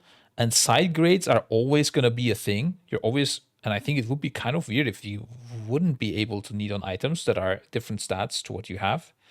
And then being able to sell something you won, I don't know. I think this is fine. I don't know. You put the item in void storage, then you can roll and win again. Oh, okay. Yeah, that's all. I mean, that's an easy fix, though, right? Like, that's sounds like it's that's an exploit. You can sit on Maxi Knuckles on heroic, but I have it on mythic. Okay, yeah, that's obviously. Okay, but I see Knuckles. Is that was that like a dedicated offhand? I don't know. But yeah, I mean, if you have an item and you can't wear more of that item, then obviously you shouldn't be able to roll on that item. I mean, that's doesn't. I mean, this is already what's supposed to be the case, right? So I don't think this is a big problem. I don't know. I've played a lot of heroic pugs early on. I didn't stream it, but I was doing it. That's how I geared my character quite a bit. I also played my Shadow Priest as well, and I've never got into this problem. Yeah, I don't know. I think it's fine. Using Tazaresh, I know you mentioned hard modes are going to be Mega Dungeon M0, also hard mode in Tazaresh. Default Tazaresh M0 is hard mode. Simple way of putting it is there's 6 M0 dungeons and you have 1 Mega Dungeon on hard mode. It's going to be tuned like a 10. It's going to be rewarded like a 10. Potentially even give you a 10 vault. What? You'll see on the last... What? Wait. Does that mean we're going to get a vault when the raid opens as if he completed an M+10? Stint? Stint is our split run chief, guys. Just so you're aware, in case you don't know Synth. One of my closest comrades, and the person who freed me from the. Think of the maw of the Race Warfare raiding. That's what Splits was to me, and Synth came in and like unshackled me, so I could go back to raid eating. And yeah, no, this sounds a bit crazy, but it's fine. Synth will figure it out, guys. We don't need to think about it. Lol, I'll just look at how the bosses look. We really want to make that mini raid experience with no timer that people have been clamoring for. I don't even know what that word is, but I get it. People really love Mega Dungeons. You want to make it worth your time. Yeah, no, this, I think, super, super underused. I think there should be more 5-man, I'm going to call it that, 5-man raids. Okay, guys? Not dungeons. They should be not mega dungeons, just raids. Think of a 5-man coming out with bosses that are fucking hard. And they don't even need to be that complex, because dungeon bosses are typically not that complex, but they are hard. They're like super hard tuned. And you go there and you vibe. I remember this Chinese team back in the day that was doing M plus or something, and they were viping for like, I don't know, 20 hours in the same dungeon. It wasn't M plus, so it wasn't really worth it, but they were just doing it and having fun. I would want to get that back, and it wouldn't be about fun. It would also be about getting like a good achievement behind it. You know, it could be nice loot. It could be, you know, something like a mythic raid clear, like Criterion. Doesn't Criterion repeat from like a check? No, wait. Oh yeah, not like Savage Criterion. I think that's how it's called. Like not the one that you have to do without deaths. I don't like that at all. I think Tazavish is like that. I think you're not allowed to die or something like this. I think that's garbage. I want the thing that you go in there and you progress like a raid. And you don't even necessarily go there to expect to clear it in one night. You know? Like literally a raid, guys. A 5-man raid. I think we can have this. I think the technology is advanced enough to create something like this. And I think it will be lit. Yeah, and it will be super fun. Yeah. Like it could be just tuned like a really high and plus key with maybe a few more mechanics, just slightly, not much. And more focus on the bosses rather than the trash. And not even a lot more, just slightly more. And no timer and sick loot. That would be the dream. 1 or 5 man or 10 man. I mean, they could do 10 man as well, but you know, let's try 5-man. Why not try 5-man? You know, like we've done 10-man before. Let's try 5-man. Let's see what that feels like. We've never done it. Maybe it's fun. Because the more people you have, the harder it is to organize, right? I mean, honestly, to be frank, I would even like it if there was a solo version of this. Like if there was a solo challenge. I'm like the Mage Tower type of thing, right? I think those things are good. We should have it all. Can do this Or for the 5 mans that are not in M+ rotation. Oh, you mean like they could all exist? No, I mean, I was thinking of it a bit more like a specialized experience, you know, not just scaling old dungeons to higher things and then be done with it. Yeah, 5-man restore first. I think it would be really cool. Yeah. That's what Legion Nightbane was, and it was awesome. Legion Nightbane? Are you thinking of the mana addicted guys? Oh no, that guy, yeah. This was a bit like that, but I would say it was a bit too easy.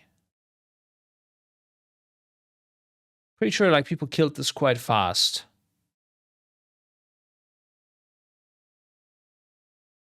I would want something harder. This was fun though. I remember playing this. I week one with my friends, and for us it was really fun. Yeah, Nightbane wasn't bad. Yeah, but I'm thinking like, how long did it take you to clear Nightbane? Right? Like maybe 2 hours or something. Like worst case, I don't know. Like I'm thinking of like an 8 boss dungeon, or fuck it, let's call it raid. Right? I don't want to mistake it because it's the easiest way to describe it. 8 boss raid, and you go there, and on your first night or 4 hours raiding this dungeon with 5 people, you only kill 2 bosses. And it's the easiest two, you know, or maybe you kill 3, but it's the easiest one, so this gets harder. Yeah, that's what I would like. I think that would be fun. And you progress and like you try hard. Yeah. And okay, maybe the world first guys, maybe they clear it in, 2 days, like a 4 hour rating. But then the lower end people, they wipe on the first 2 bosses for 4 hours only. Of course, it was entirely me. I'm sure it was others, but we are not Warfare players. Yeah, that's good for one boss, but I'm saying there should be like 8 of those. Maybe the early one's a bit easier, but you get the idea. And the last boss should be like a 2-day progress. I don't know. That would be cool. Also, probably the reason you were also struggling is back then, people didn't even know the mechanics that good and stuff. There's no guide video and there's nothing. So it's normal. Like it's fine for it to take that long. Future of rating counter design, part 2. Oh, this is where we're talking about the Galaxy difficulty. Okay, I saw this. I got super tilted, but apparently they were talking about the nerfed version of things. And once Race Warfare was over, so don't care. Oh man, it's reading these questions. I feel like I'm gonna tilt if I read this.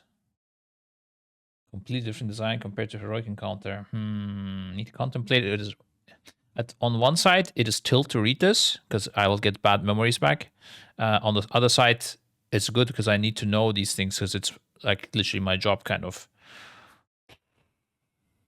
It's a rough one. Okay, fuck it. We're gonna try. If it's too tilt, I'm gonna stop. So anytime we go to design a mythic version of an end boss, we always bounce around the idea. What can we offer our highest echelon of rating? No way. No way. And they came up with this? No fucking way, bro. Okay. It's a good start. No way. Oh my god, dude. That's crazy. I didn't expect this so early. Damn. I thought it will hit like after a few sentences. Oh, we couldn't even finish the first one. Okay, something that is new from the lower typical versions of the encounter. You want that both to be a challenge? These are players who have devoted. Oh, come on, dude. Now he's milking it. It's like he's making fun of me. Devoted a huge amount of time and resources to get to the end game of this mode, but also as a reward.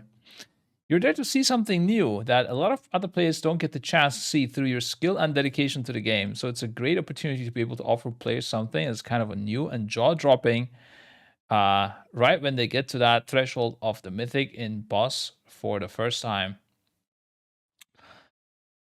Okay, the organization of the phases or Galvix getting into his mech early, and the mythic version of the encounter is a way where we can use some of those existing elements of the encounter and rearrange the puzzle, so to speak. So that players have to immediately recognize new strategies or a new approach to the encounters. So anywhere where we can use existing elements and aspects of the encounter and just immediately flip things on its head requires player to come in, tackle things from a new perspective is always an opportunity we jump at for mythic and bosses. Oh, end bosses. Like with an E. Okay, I get it now. I mean, there was some cool ideas. Like the idea of continuing the fight from the last phase of Heroic. Like, I thought that was really interesting, actually, when I first saw it, or like from the intermission of Heroic, because it makes you think, like, this is a Heroic was like the half done thing, and now we're continuing where we left off. So it's kind of like a nice way to think about the difference between heroic and mythic, and it feels like you're progressing when you're entering mythic instead of fighting the same boss that is stronger. So I think it was cool to think of it that way.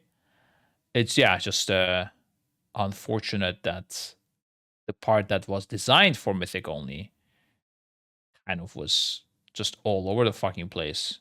It seemed like it wasn't perhaps tested properly or something. I don't know. Or maybe the focus was more on the aesthetics. Like the aesthetics team, I guess, did a good job, right? The intermissions and the secret phase and stuff looked nice, with all the lightning appearing and all of that. But the mechanics just sucked, man. They just sucked. Like they were just bad.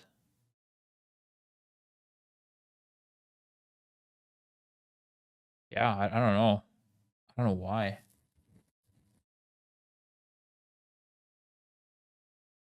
I wonder why this got here. No clue. I wish Blizzard would say what they fucked up, but they don't seem to discuss it so much. One of the things that we had between different bosses in Liberation of Undermine was encounters that randomly assigned things, such as Styx or Sprocket, versus encounters that were pre-assigned, like Galvix. Okay. Like he's talking about the jobs of the people, I think, where you get mechanics randomly on you, or you have like the bomb on the ground and anyone can pick it up, or the soaks on the ground and anyone can soak. That's what they're asking, apparently. What do you learn about having these different types of mechanics? Are there plans to lean one way or okay? This is a really interesting question. It is actually. I don't know if Blizzard thought, if WoW had thought about this, or Blizzard, or who, but this is actually interesting question.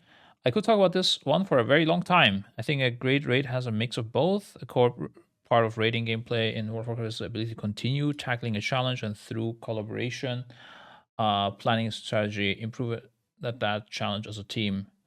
But the thing is, even if like this doesn't reduce necessarily the amount of assignments, because even if it is random, you still need to tell the people that at this point in the fight, if you get this mechanic, whoever this goes on, they still need to do some job and they will still get assigned to something.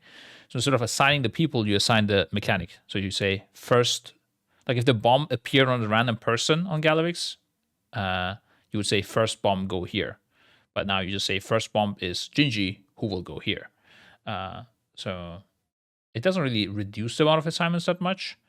Yeah, because I was thinking of it in that way. Like Galvix has a lot of assignments. We have like a big note thing for Galvix, whereas on Styx, the only assignment is like you kick the far ads, you kick the close ads, and that's it.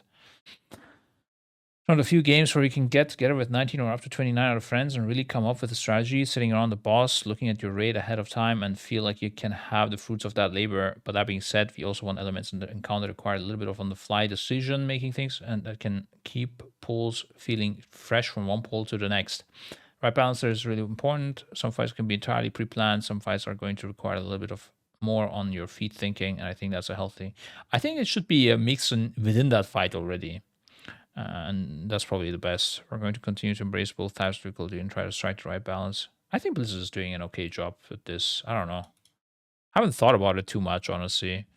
But I guess Galvix is very pre-assigned for the majority. Like the blazes are random and the bombs in the last phase are random. But everything else, like cone soaks, the soaks in the TikTok soaks, the healer soaks. The only thing is, I guess, if two of the same healers that are in the same time get it, one of them needs to go away. So two healers do something different depending on the situation, but else you just always go to the same place. And yeah, pretty much everything is pre-assigned.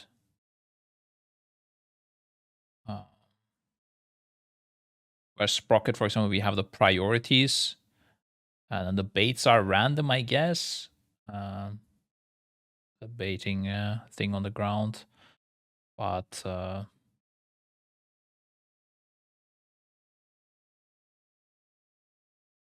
yeah, I think Sprocket is a good level for these things. Do you have any assignments? Yeah, you don't have any assignments on Sprocket to hardcore people. Yeah, no.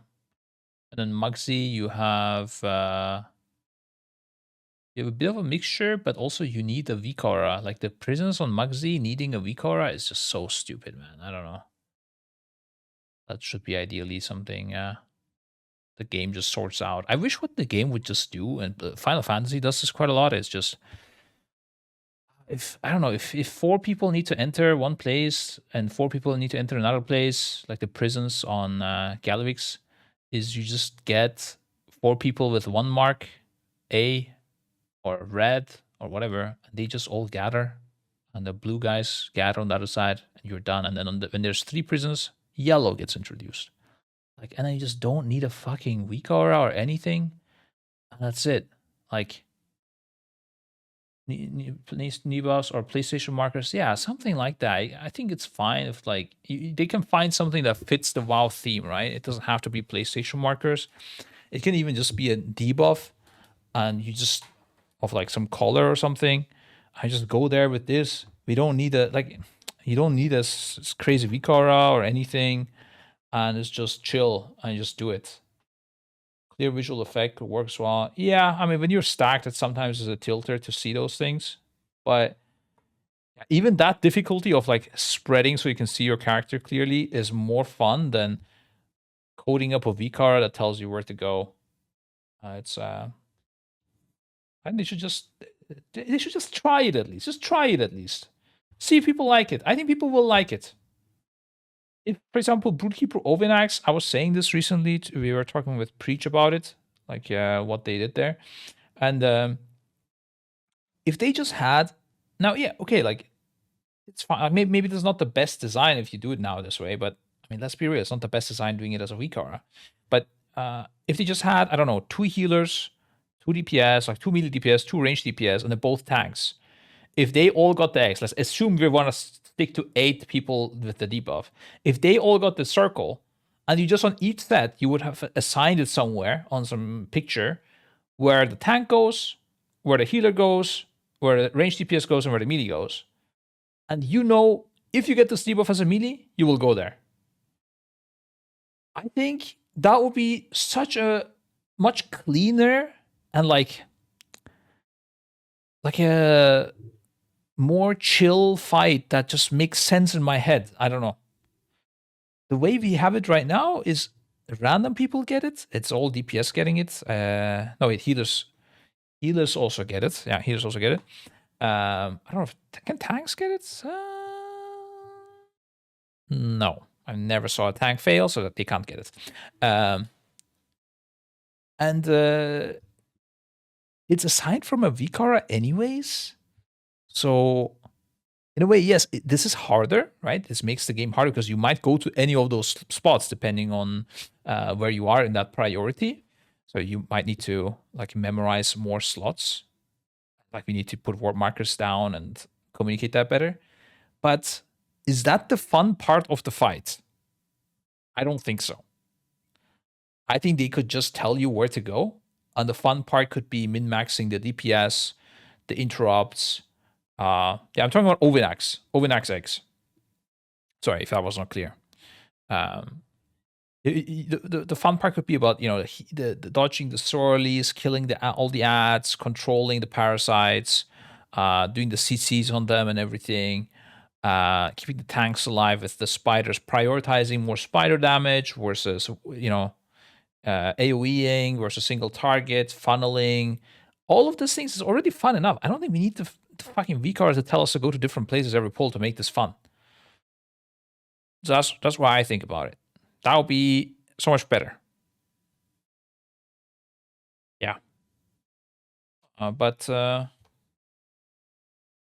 unfortunately, we got the VCAR thing instead.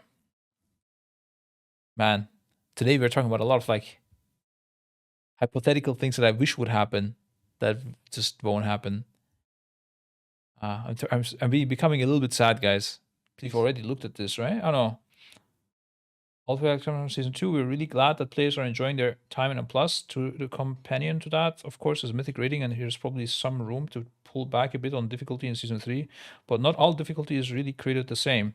There's no difficulty that can come from your ability to control your character. Dodge the aces, pick up bombs, carry them from place to place.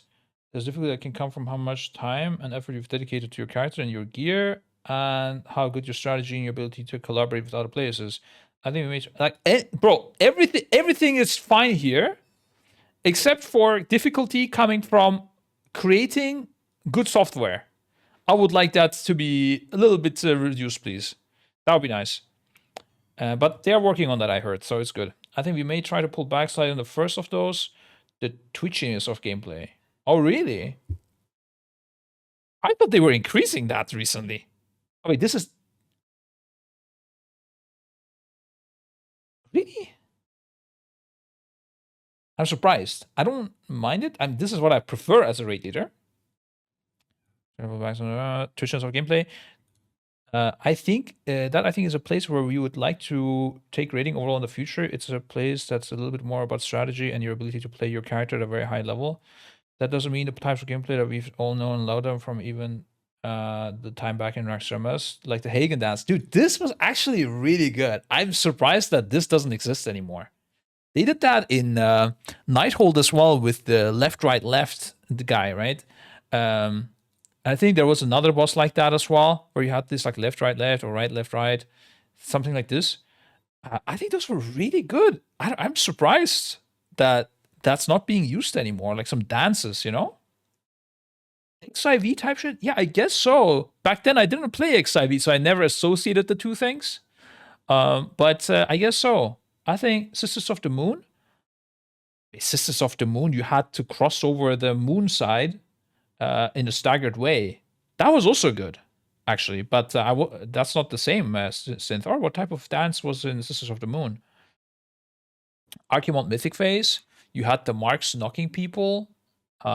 Yeah, no, the dance in Archimond Phase. Exactly. Oh, Sol. Hey, what's up? Exactly, dude. That was good as well. I really enjoyed that.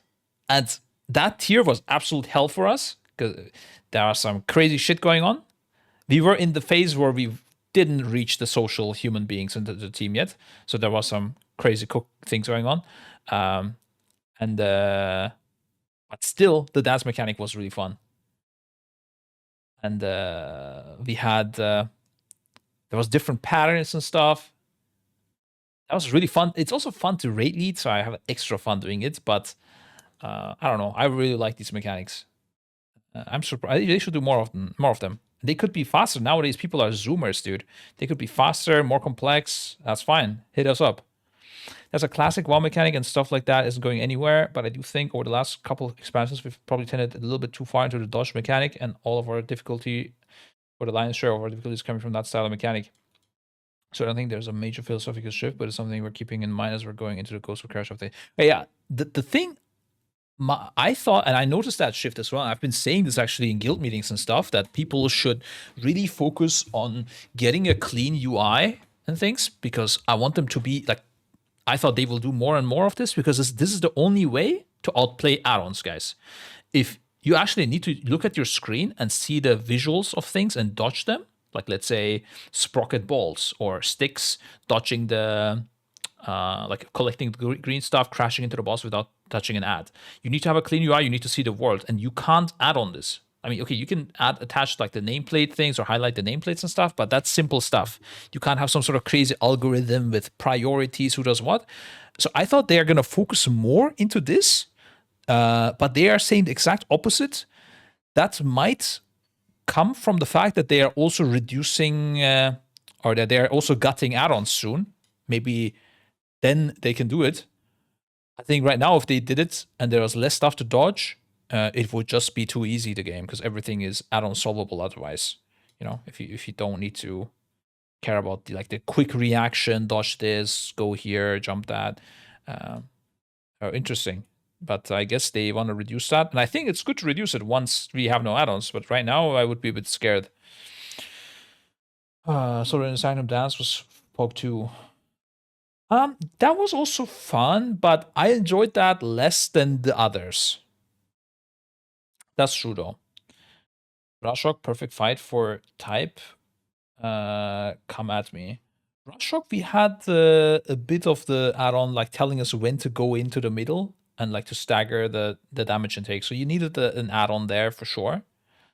But I don't know, the placement of the circles and just dodging things. Yeah, there was a lot of things to dodge. That's yeah, you needed a clean UI for that. That's true. Can be called a bit. That's true as well. I don't know. We had some really complex shit though. I don't remember why. I think there was like certain sets where we sent people in a different order because they were like popping healing CDs or something. I don't know.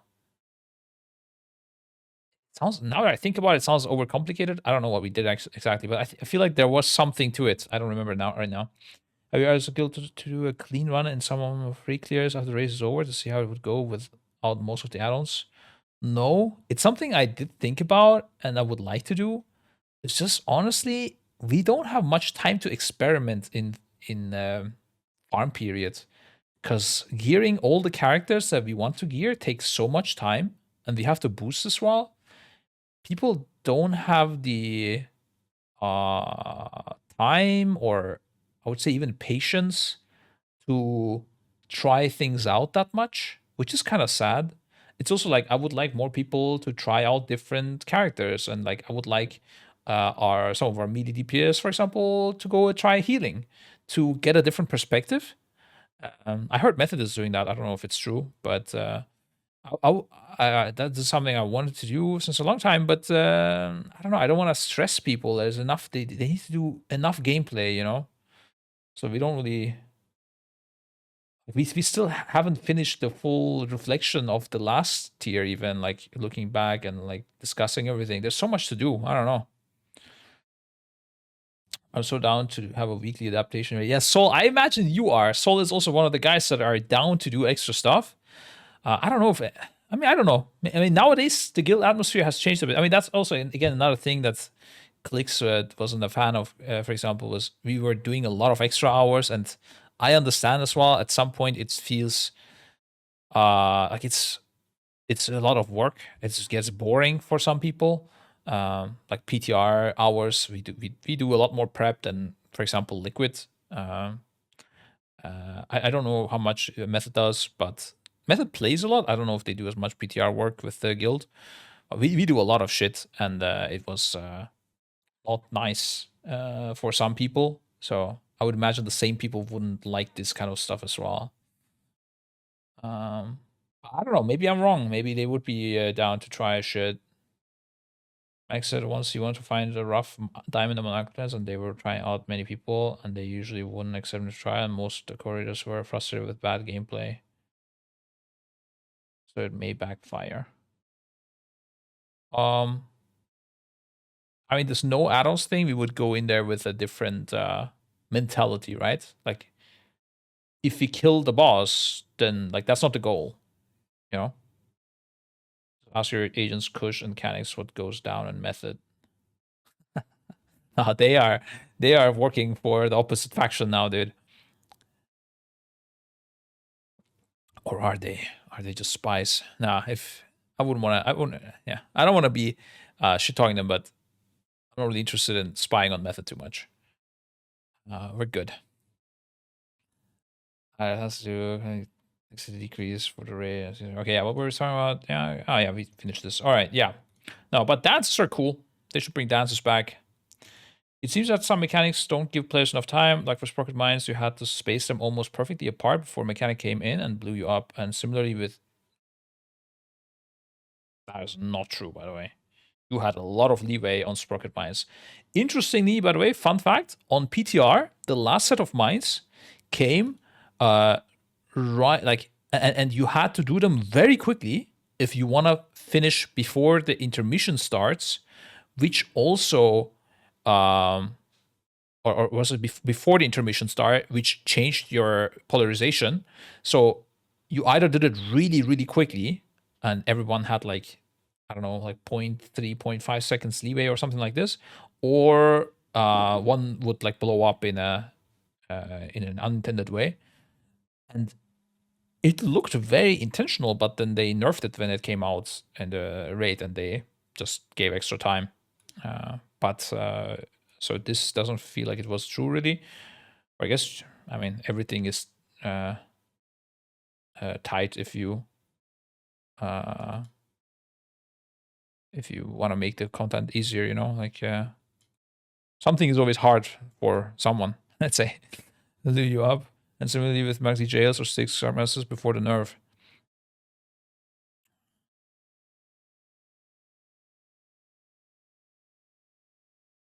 They'll give enough time. Jails or scrap masters? Oh, scrap masters. Yeah, scrap masters I agree with. That's true. Maxi jails giving enough time? Bro, you had enough time. Come on, let's be real. What do you mean? I don't remember a version where this was too quick. Sprocket mines. I mean, I guess if you don't have an add-on, this is hard, yeah. That's about it. But Scrap Masters is the one true thing here where you didn't have enough time. Players have shown that if you give them enough time, they will solve it naturally, such as Galavix bombs. So what is your goal with the raid fight? Difficulty 11.2, but before the add-on changes take effect, you want to give players more time there. You often call this concept affordance. So when a mechanic goes out, we want to make sure that players have not only the right amount of time, but the right amount of visual and audio feedback in order to respond to a mechanic. Audio feedback, and most people have the game muted, bro. There are people, probably a couple places in 1.1 where we could have given more affordance for players to respond to, because, as you mentioned in your question, where players don't feel they have the apt ability to respond to that and the right affordance for a mechanic.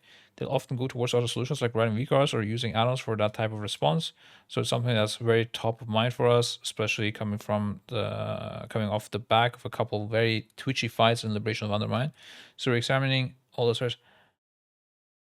Wait, one second. I want to reread this. Where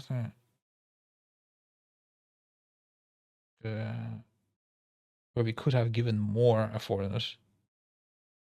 I mean, in some cases there is like 0, right? Like, what the fuck? How are you supposed to play Sprocketmonger mines without weak auras? I mean, come on. I was thinking, yeah. Yeah, they should never make a mechanic that they think that add-on is required for. Like, that just should never happen. And this happened recently on Ovinax and on Sprocketmonger. I would say, yeah, also the jails on Magzi. I don't remember another one that required a Vikara. Extreme, yeah.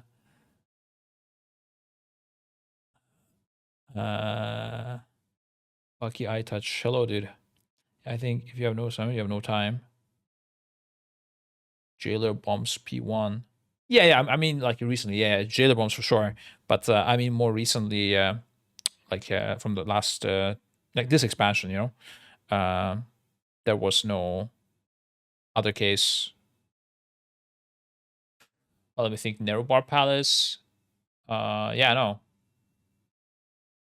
I mean, I guess Nerobar Palace, like the Venom Nova, like the placement of the green circles, maybe. But actually, no, never mind. We didn't even use it there. Yeah, no. Yeah, so it's not a thing that happens a lot, but it just shouldn't happen ever. Do you do sticks assignments with Vikara? Sticks. The sticks has no assignments. You mean Sprocket probably. Or if you mean the kicks, we tried and it was not amazing, but you could still. It didn't really matter, I would say. You didn't have to use an add-on. I'm okay to use a VCAR like the way it is right now. Like it's okay if using a VCAR is better for a mechanic. I just don't want it to be a requirement. Sprocket Mine, it was just a requirement. Not the area where you roll them back. Oh yeah, that was assigned through a VCAR, yeah. And yeah, I guess you have to, right? Because how else would you play that? Impossible. Yeah, no, you would need a VCAR for that. I would say, yeah, for sure. What do you think about the new DH Spec rumor? I think it's likely that it might happen latest in midnight. But it's not the picture that was leaked. That is no for sure, I would say. Don't do it. You add like 3 times pull count.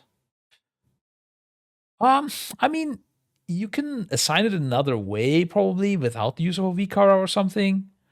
But yeah, I mean, why? Like just at that point, you would use a VCAR. You can just use basic story. It does the same as VCAR. You just need to look over your head. Yeah, I mean that is the same thing. Like in my mind, if if an add-on is assigning you, but I mean those are easy assignments, so it's not a big deal, you know. Like it's fine. But with Sprocket or Ovinax, you need a more complex VCAR. That's what I don't like.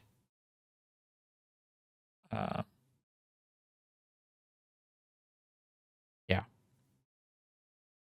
Because I mean, you don't want your melee, for example, to get assigned to a Sprocket mine that is like in China. So you have to be very precise with how you code that. It depends on your boss movement and stuff. It's quite insane. Yeah. So close tension areas. Okay, yeah. That's awesome. I know you guys have been responding to feedback well with Brute Twister and Neurobar Pass. Oh yeah, see they are mentioning as well. That was a private hour at the start.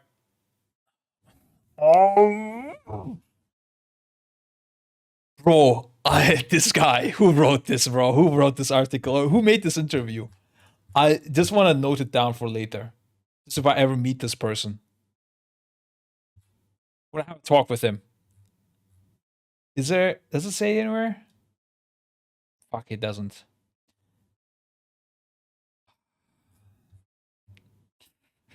Ain't no way, bro. Oh my god. Okay, I lost. Okay, so all right, let me get started on this. All right, here. Wait, it says at the top who did the interview?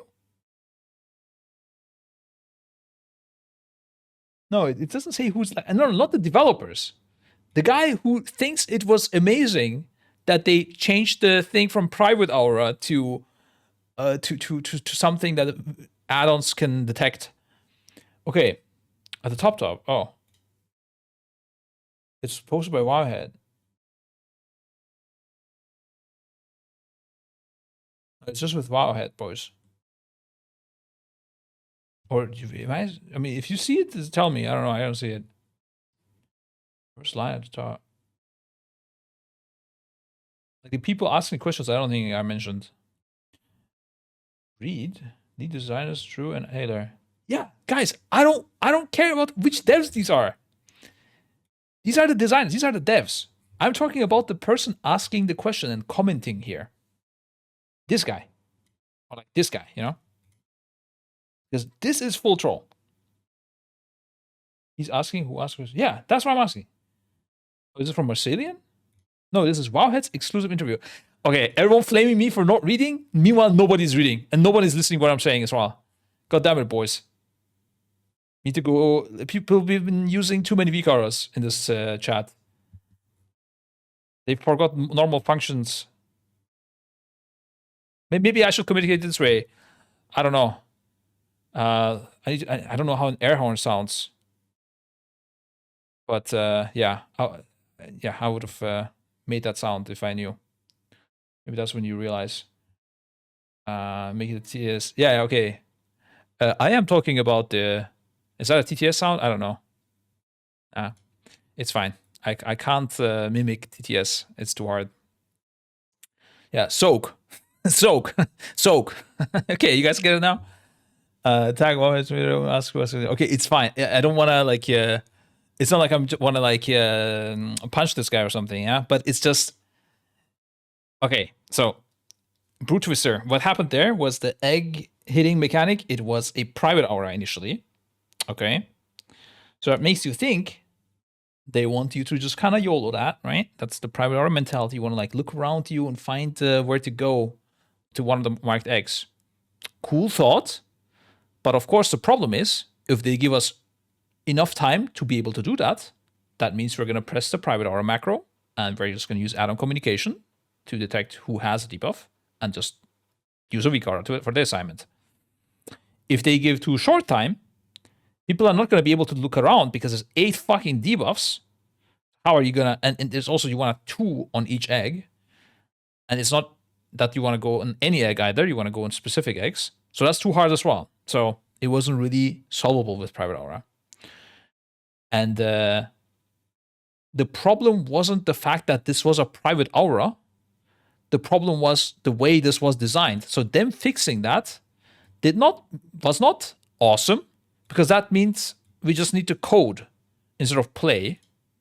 The way to fix that would have been to, like I said, for example, give always 2 healers this debuff, 2 melee this debuff, 2 range this debuff, 2 tanks this debuff, and then you assign a tank, healer, melee, ranged every set, and they know where to go, and that's it. You don't need a weak aura. You know ahead of time which egg you're gonna blow up. Okay, you need to react less. Maybe it's less cool. I don't know, but it's still fine. Yeah, you still need to memorize which egg to blast, and that can be its own challenge. We can also use a word marker, I guess, but that's fine. It's playable. I mean, if you want, you can make it a little complex by adding, by skipping the main tank and assigning a 50 DPS or something. I don't know, or a 3rd healer or something. Yeah, you can make like a little touch of RNG in there, but this it sounds like they like, that's awesome. Oh, they just fixed the problem by making it not a private aura. Like, no, the private aura way they just FF'd on fixing the mechanic by doing that. They just said, you know what? Fuck it. We don't have the time to commit to this. This mechanic is just gonna suck and require add-ons. That's what they did. So it was not awesome. I don't know who thought. Why would you think this is awesome? God damn it. Okay, in cases like that, I think Ian has spoken to in the past. We've often found that private hours can be worse than the problem they're trying to solve. So I think some of our they could have solved this problem, but okay. I think some of our philosophy there has evolved over time. Listening to player feedback, just understand these things hit live service, how players are interacting with them. Private hours were always an experiment, trying to get rates to a point where they are more interactive. Where players are making those decisions and moving away from computational add-ons. And I think we've learned a lot over the last couple of years, especially of rating, about how and when to use those effectively and making sure we're not accelerating an already difficult problem. Yeah, that's true. I mean, using them in a shit way, it's worse. Okay, the only time private auras are worse than normal auras is when you need to use a macro. If you need to use a macro and like you do use a macro and it's better to play like that, like you will get better performance out of playing like that, that's a worse way to implement the mechanic. If this was private aurad and you couldn't press the macro, let's say, for whatever reason, and you had to play it that way, that would have been better than the current thing. The only thing could be that it could be a bit too hard to play. So at that point, maybe you want to reduce the amount of debuffs that go out, or maybe you want to do 4 debuffs and you only need 1 per egg or something like this. But that's a difficulty problem. It's not a design problem. The way it was right now, it was not a difficulty problem. It was a design problem. They just required you to use an add-on. That is a design problem and it's shit. And that is a thing they can fix. I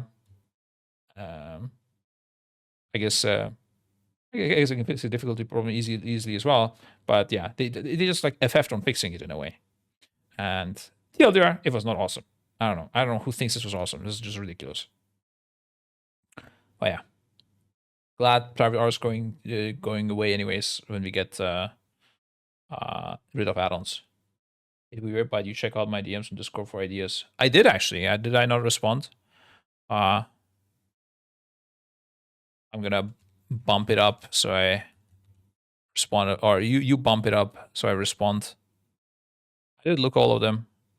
Some of them are things we thought of and stuff, but yeah, I can comment on it. Maybe you can give feedback on my thoughts. PI, I don't even remember the PI one. I remember the DPS um, like details merch you were mentioning and stuff, but yeah. Someone I guess if VCars handed over to them would think this is awesome. It's on that personal players that just wait for the pack to get released, and he's fine with that. Yeah, but I don't know, man. I hate these things where they just ignore a part of the community and just like speak about certain people and like, yeah, that's awesome for them. Like, no. And I mean, in a way, in a private ROA way would be better if they made it work so that you don't press the macro. Whether this is add-on solved or not in the end doesn't matter. This is still better, like clearly. And anything that doesn't require an add-on, in my mind, is automatically better. Like it's very hard that I would think a mechanic is better if you need an add-on for it. Of course, if this mechanic did not exist, I think the boss would be better, just because it requires add-ons. I don't know. I'm really I really don't like add-ons, or the fact that you need it.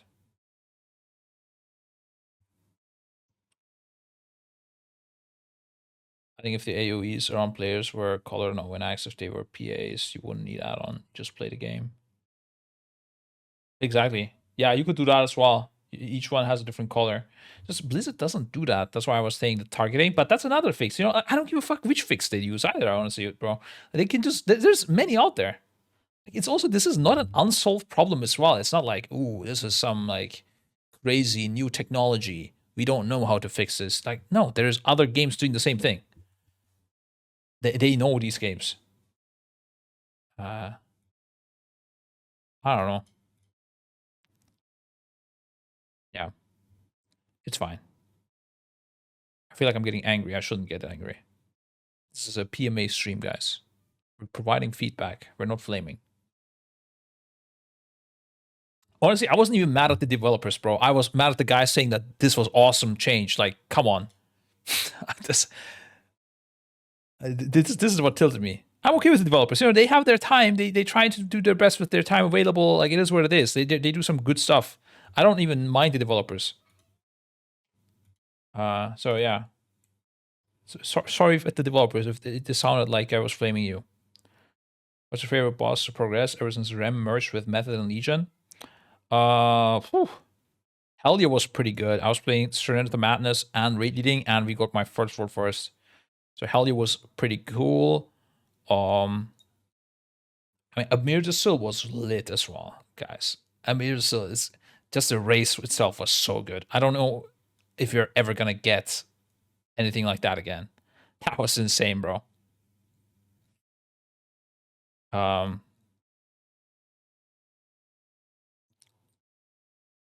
Yeah, aside from that, I really enjoyed Unad because it was just a really nice boss. It was just very sad that half of our team was missing because of the MDI, and then when they came back, people had taken not enough time off of work or life, and they had to go away. So we got world second there, and Pieces won because I mean they pretty much won because we didn't have people there. I was sad. I mean, they played good and all, but I mean, being real, like there's no way they would have won if we had our team full time. But I mean, maybe they didn't have their team full time either. Of course, I can't say that. So I don't know what they were doing, but it just sucks when you lose because you didn't have your players attend the raids. But it was really fun. The fight was really fun. Despite losing, I really enjoyed that fight. It's just a shame that we lost, I love the Star Ogre mechanic. And fun fact, it didn't require any add-ons. Oh, how coincidental. That's interesting. That was awesome. Yeah. Okay, we haven't really explored the communication or information asymmetry mechanics that are relatively prevalent in other encounters, such as Mechator callers. Okay, this is cool. Yeah, these mechanics technically wouldn't need add-ons. There are so are there plans to use these types of explore type of mechanics again with all the changes coming to add-ons? Yeah. Please, I hope they say yes, but I'm sure that he will, because this sounds like this is a question they wanted them to ask anyways. Big thing, like I'm a big fan of the Mechator callers. The only sad thing is if they made that boss now again, we would probably make an add-on for it or a VCAR for it that is clickable or something, because that did exist eventually, and we would practice the shit out of it before the raid, and when it comes out, we would just use this. Whereas when we played it, the Race War first wasn't as intense, and we just called it, and that was really fun.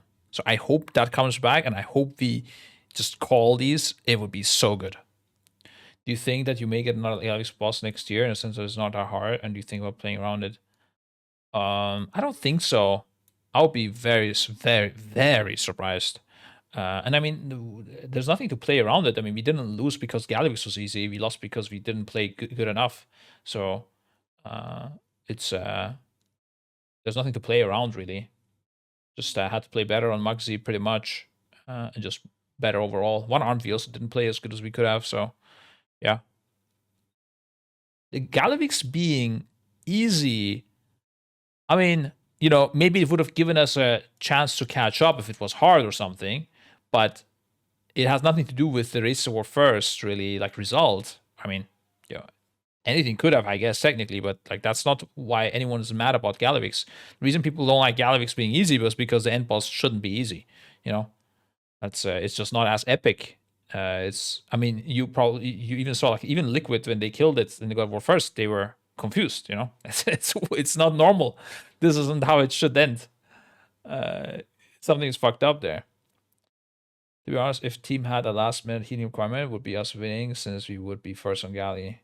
I think so too. I think Liquid actually misplayed Galivix quite a bit. But I mean, it's easier to say, you know, getting their information, but I think, in fact, I think they played very unliquid-like, because Liquid is typically a team that just goes and slams things and doesn't overthink. Whereas on Galivix, they seem to overthink everything. Probably because they thought the boss will be hard, and they, you know, you want to invest the time to do things good from the start and practice the good strategy. Whereas with Galivix, you didn't need a good strategy; you just needed to blast. And so if they acted like Galivix was Rick, I think they would have destroyed that boss way faster. There are 8 bosses, plenty of places where it could have been 1. Exactly, but I mean, Maxi was the worst for us for sure. I mean, Sprocket, I think we played better. I mean, not I think. We definitely played better on Sprocket. Styx, I think, it was okay. We played maybe a little bit better, but we also had info from them. Rick, we played better. I mean, the rest, the first two doesn't matter. One Armed, we played worse, and Muggsy, we played worse. The sad thing on One Armed is, like, we got debated by Blizzard with some things. There was, like, some mechanics that got fixed, and then they got unfixed somehow. And I don't know if Liquid even, like, knew some of the fixes, or they just somehow, like, I don't know how they went. Like, I'm talking about the clicking of the coils before spin to win.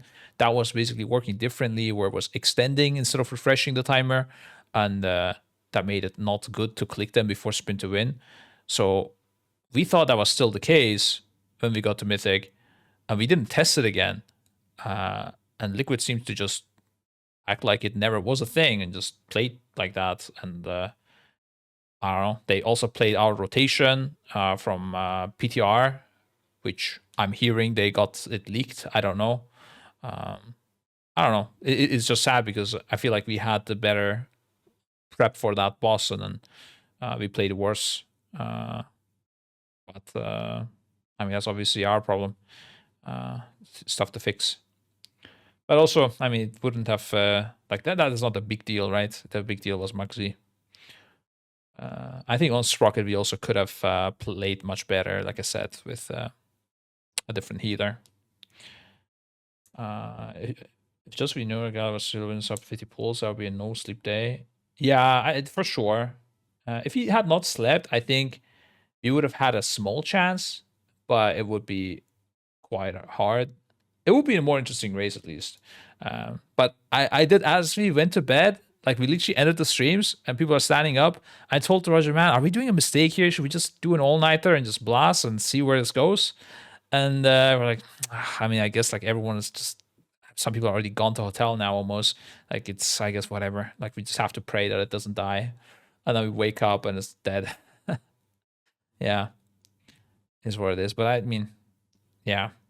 The race had to be won in other places, not at the Galvix difficulty. Okay, Mechator Collars though. The short answer is absolutely. I think in the future, as Ian spoke, as we move away from add-ons that can help with combat computational problem solving, it opens a big space for us to do that. This is again calling back to classic rates. We've had these types of problems in WoW for a very long time, back to the days of, oh, this is very back. I don't even know what this is. Prophet Scaram in AQ40. Holy fuck, I was 12 years old. Or not even that, actually. Holy fuck, how old is this? And that's a really cool problem space that in part we haven't been able to explore for a while because of the effect of computational add-ons on combat. I, for one, am looking forward to one day where we can get back to a little bit more of those, and there's probably more we can do in the meantime as well, so we're going to keep looking for opportunities. Yeah, that sounds good. I'll add a little bit to what Taylor said. I think another call out here specifically is that these feel like raid mechanics where you're going to spend a couple of pulls with your friends and we kind of want you in there communicating. It's probably something we would do less in a dungeon. I'll cite an example actually with Tazavesh coming back. We're actually moving the Code Breaker boss Hilbrand. This is an example of the kind of mechanic you're talking about, and that's moving to the hard mode version of the mechanic where we expect you to be in a coordinated group. Which one was this? Did I play this dungeon even? Yeah. I just don't even know what the how this worked really. There were some marks and stuff, I think. Somewhere you're talking about, and some hard mode version. Yeah, packs shouldn't basically need to communicate. Just show the code the entire time to everyone. That setting where you want the coordinated group where you're with a trusted. Oh, it was like somebody was calling what to do, I think. You're kind of signing up for maybe multiple attempts at the boss. That's a more appropriate space for this kind of mechanics, so we're open to doing more of this, but that doesn't mean we're going to do it everywhere. Mm-hmm. Yeah, definitely, I think this is cool. Yeah. Another case was also, and I mean, it was quite easy solvable, but even that was fun on Nyalotha, the second boss with the images, and each side, like you got split into two like realms, kind of, even though nothing looked different, and you need to tell which boss images are up on each side, and the one that matched was the actual correct boss, and you would start hitting that. So each phase would see, let's say, 3 boss positions, and you would have to call, like one side would call to the other which ones they see. We would use word markers in this case, but calling would have been cooler, I guess. And then as soon as you know which one it is, like from the other side, if yours was also there, you would say, okay, this one's the real one, and then you kill it. Skidra, yeah, that was cool. I really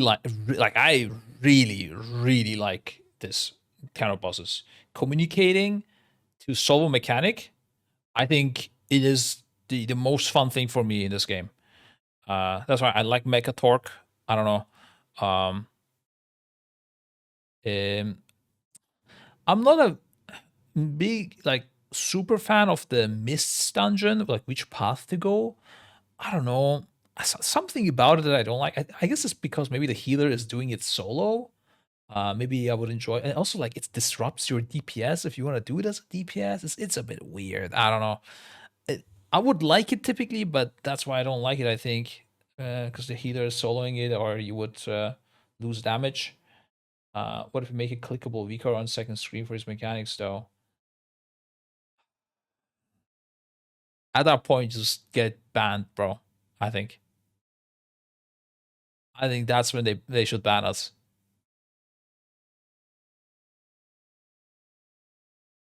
And if a team actually does an analyst export of the macro to paste on chat from the outside. Oh no. Yeah. That is one thing. I mean, if this becomes like Final Fantasy, right? Where you will have cheaters and but cheating will be like the norm. And now it's a complete witch hunt. Who is cheating, who is doing what. Man, that's actually it's gonna be an exciting expansion, guys. Because honestly, no matter what they do, this is gonna happen. So yeah, they kind of still need to treat it like private hours, I think. Um, but yeah, no, it's gonna be wild. It's not gonna be crazy. There's gonna be some Honda MVPs out there. That's all I can say, bro. It's gonna be some sneaked out Luas. Holy, let's go, boys. This is gonna be exciting. Oh god damn it, dude.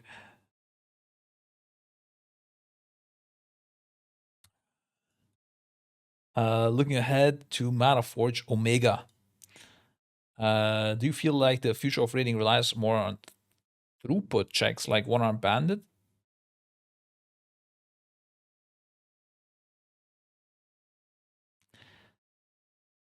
One Arm Bandit is not a throughput check, guys.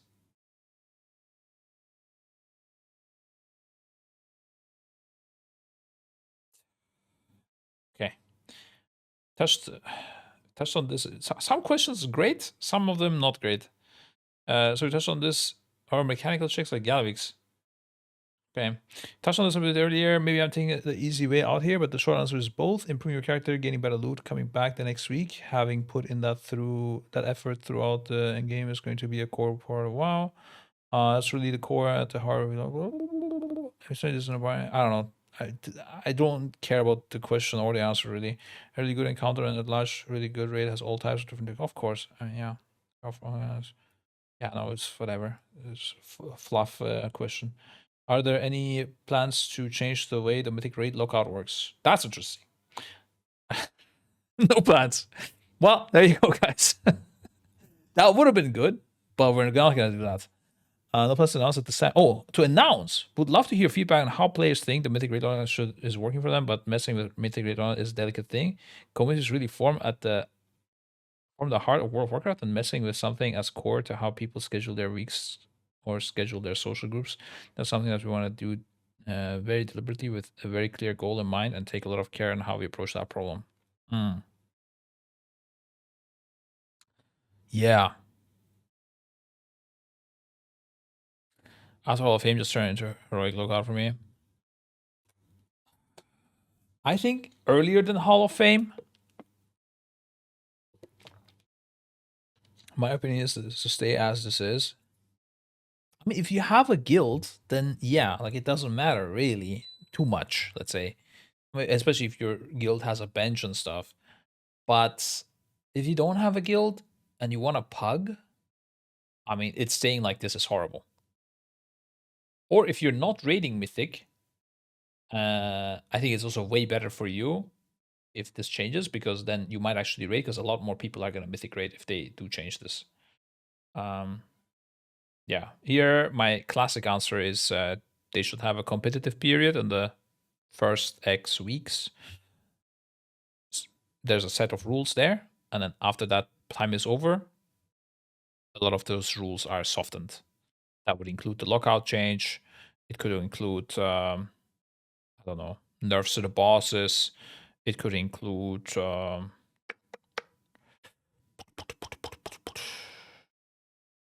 mean, cross realm is nowadays already happening. Yeah,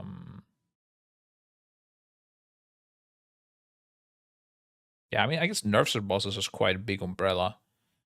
It could include like even reduction of mechanics, but also it could include like an eye level cap in the first weeks that gets removed, something like that. Yeah, something like this. And this is also where I would allow pugging then. What's the thing? Or they could also do it like maybe for the first few bosses. I mean, it would shit on the race roll first, but I'm thinking outside of that, they could If they don't want to risk too much, they could let the first few bosses be puggable and no lockout. Because pugs are realistically not going to get that far anyways. But the first 4 bosses or something maybe, but that will make it a bit more complex as well.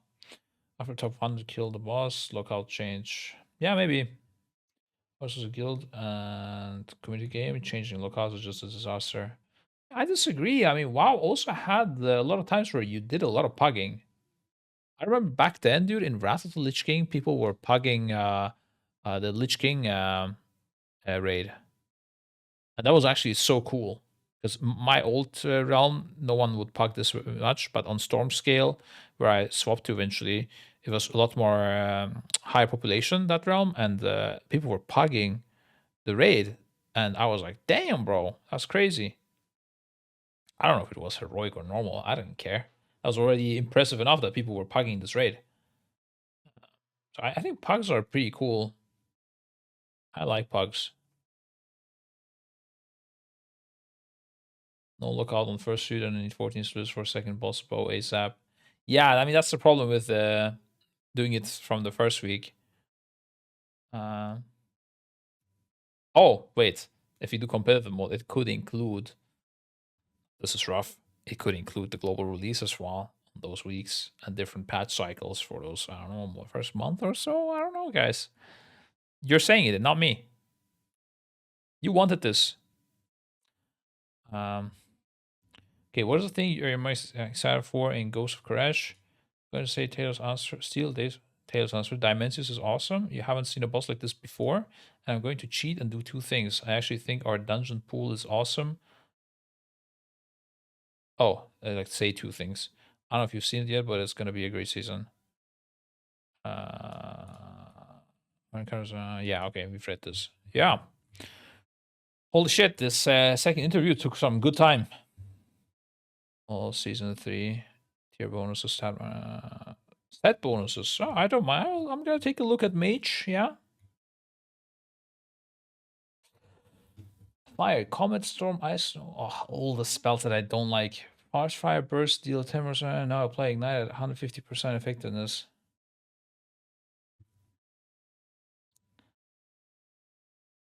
Okay. Meteor, frostfire, deal 10% damage. Okay, okay. Not as interesting as I thought.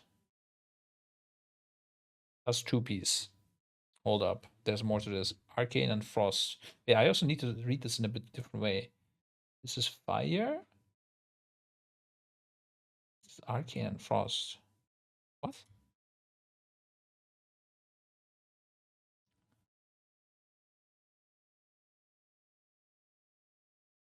I don't get it. It's frostfire, is that not fire? Yeah, yeah. But why does it say fire here?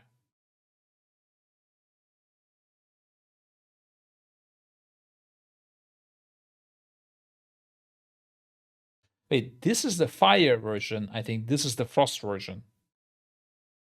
But they just wrote arcane here by mistake. What?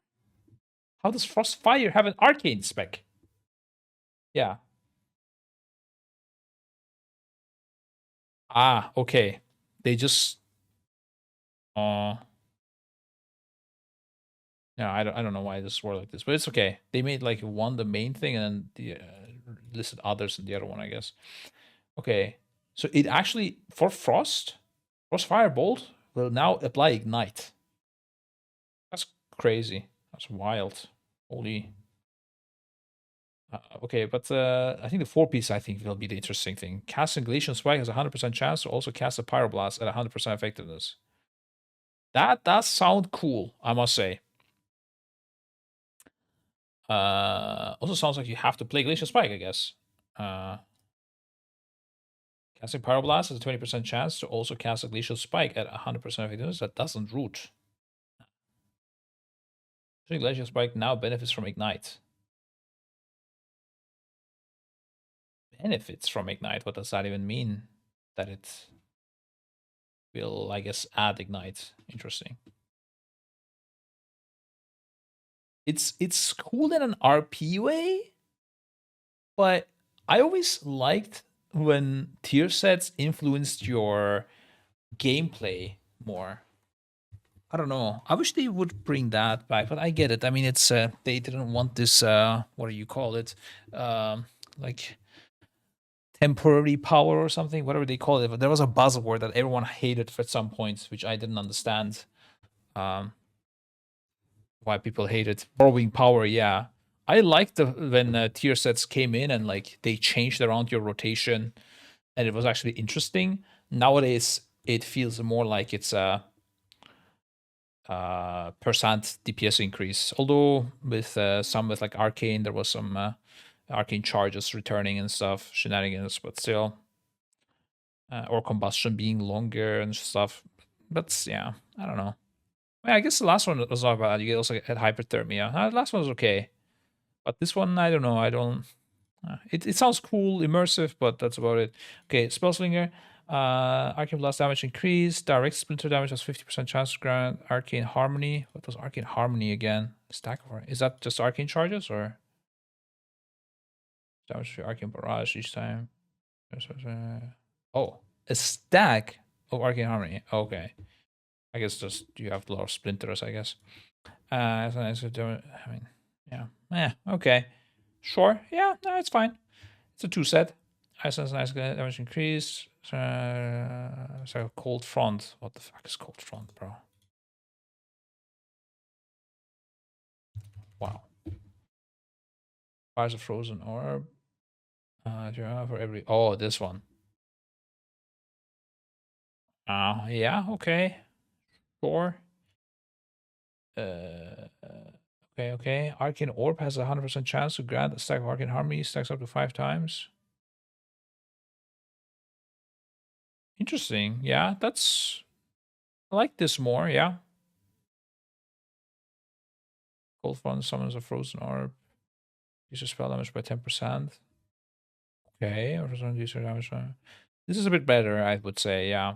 When frozen orb deals damage to one or more enemies, has 50% chance to grant a stack of cold front. I don't understand why there is.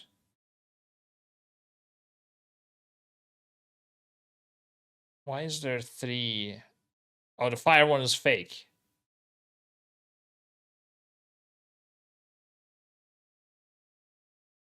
It's weird. The fire one is fake, but it's like a mixture of the two thumbnails. How does this even happen? What?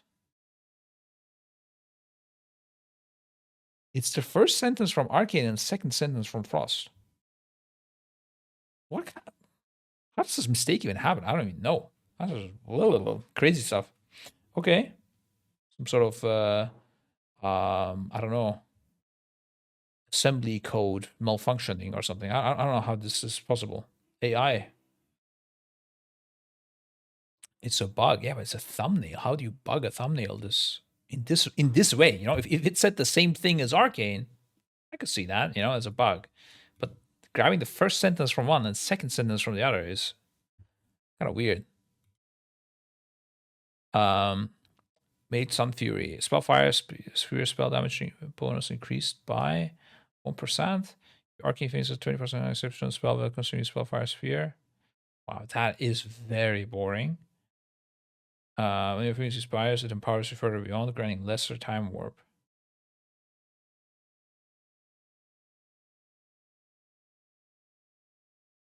Holy shit, that is the most boring tier set I've ever seen, I think. Spellslinger definitely sounds like the best gameplay wise, and Frostfire seems the best that is like in terms of coolness, I guess.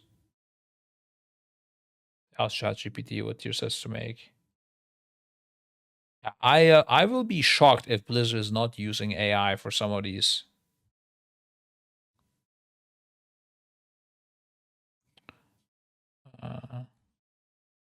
Yeah, I mean, do I care about the rest? Yeah, not really, honestly.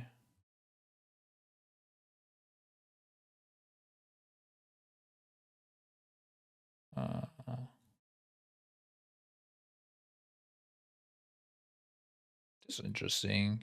Paramending, healing people. This looks fun actually. Uh,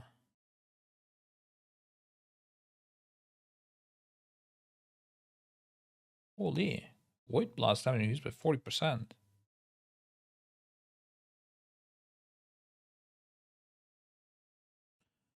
Yeah, this looks a lot more interesting.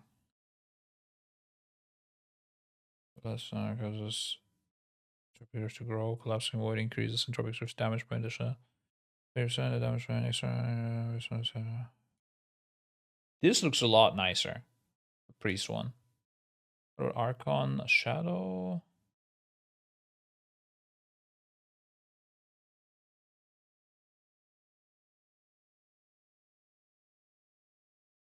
What is Power Surge again?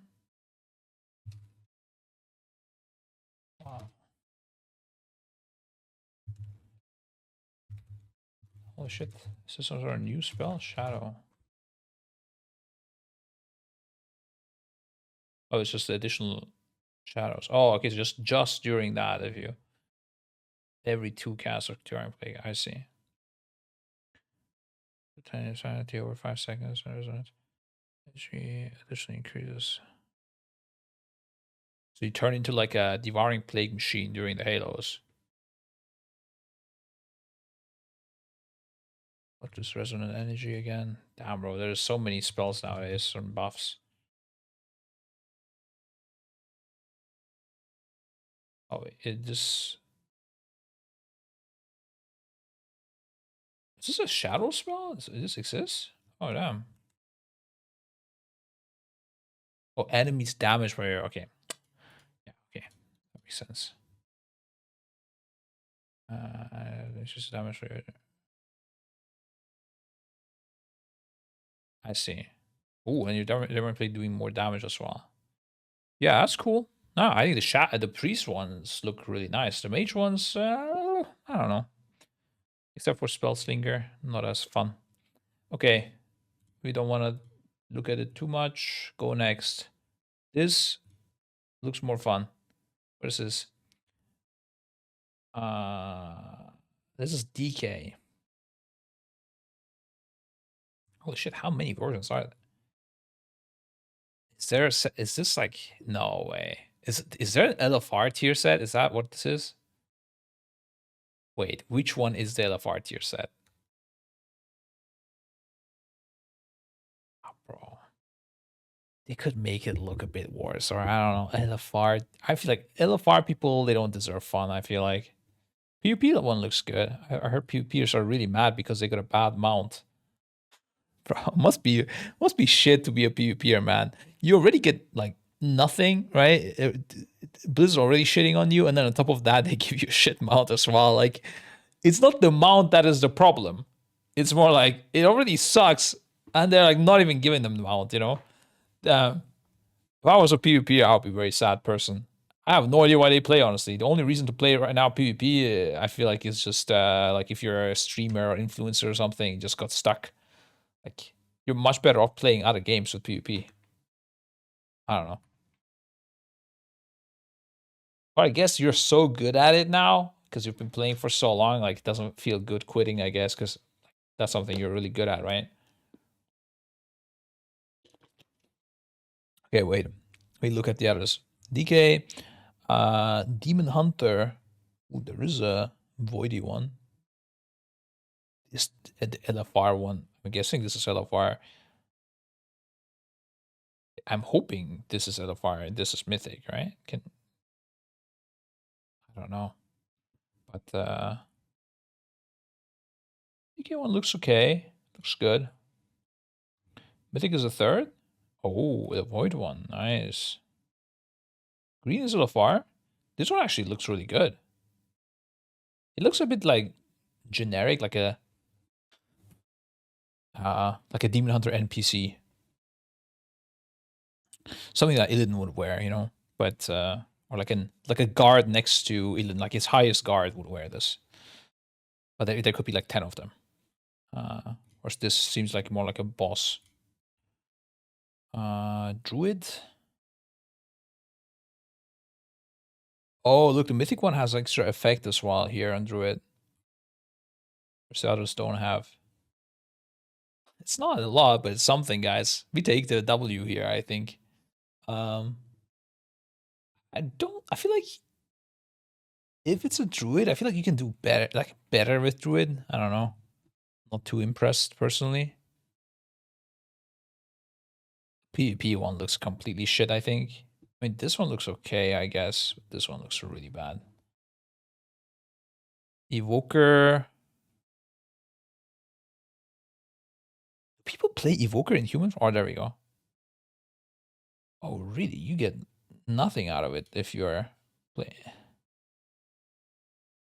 Is this how people look when they play Evoker? That's crazy. Interesting. But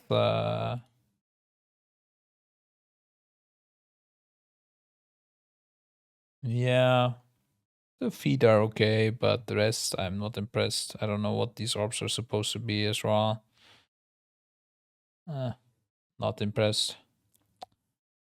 See, let's see if we're gonna get impressed at all by any tier set so far.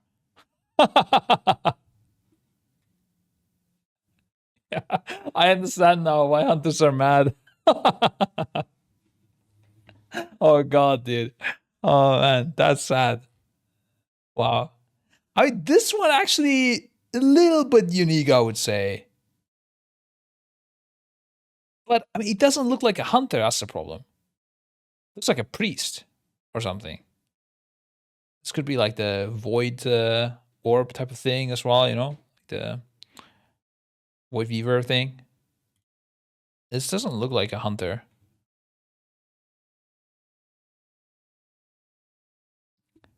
Like this could be like a RuneScape character, but the rest, I mean, bro, this is like some sort of random guard you see on in Dalaran or something.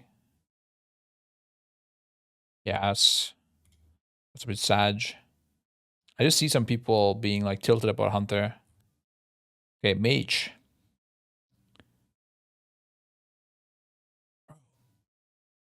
Is it me or is this guy really short? It feels like I'm. Wait, what's happening here? Some sort of optical illusion or something. It feels like this human is really short. Like it feels like I'm looking at two gnomes. Like there's another gnome here and he's on top of another gnome. You know, stacked on top of each other. To seem tall. Looks like a kid cosplaying wizard. Exactly, like it's I think it's also feeling like that because this is like something is wrong with the height of the character. Two gnomes in a trench coat, yeah. Dude. Humans are probably the worst showcase. I don't know why Wowhead still uses them. No, but something is definitely weird with these specifically. Yeah, for sure. I think we can open it maybe side by side like this. This is where the feet is. This is where the head is. Yeah, this guy is definitely taller. Like, look at the chin, right? It's on his fucking eye. Like, if the hunter kissed this, like, it would be kissing on the forehead.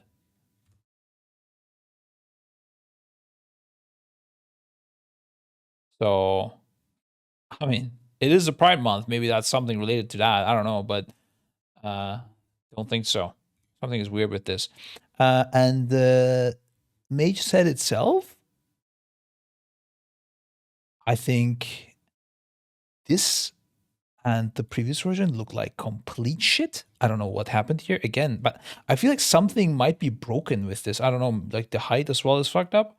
This one looks okay. We take it. I think they could do better, but it's okay. The PvP ones look okay. I mean, this one looks like a druid set. I don't know. This is weird. This one looks okay. Monk, let's be real, always looks like shit, so I'm not surprised. I think this is even worse than Hunter.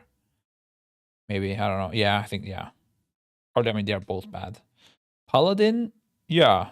I mean, this is something they put effort into. You can immediately tell, yeah. This also like here, if he's like like Lich King type of set, right? Yeah, this looks good.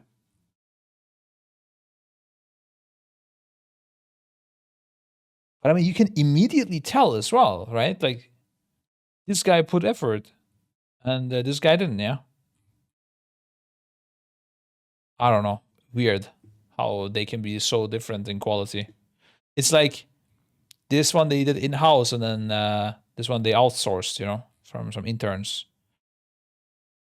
Okay, priest. I think looks okay. Not as bad as hunter for sure, or mage, but not as good. After seeing paladin, it's a bit hard, but still looks okay. Rogue. Yeah. I mean, this one looks somewhat good. I think the rest doesn't look good now. Nah, not a fan.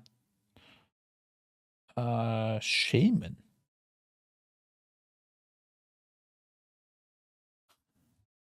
What is this? Oh, okay. When I zoom in it, I can see it a bit better. For some reason, they used a female orc here. That's what confused me. Everything else was human. I guess humans can't be shamans. Is that why? Yeah, probably.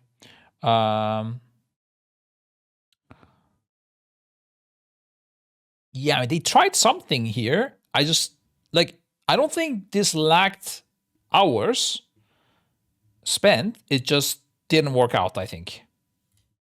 It was like an attempt made, but just didn't work in the end.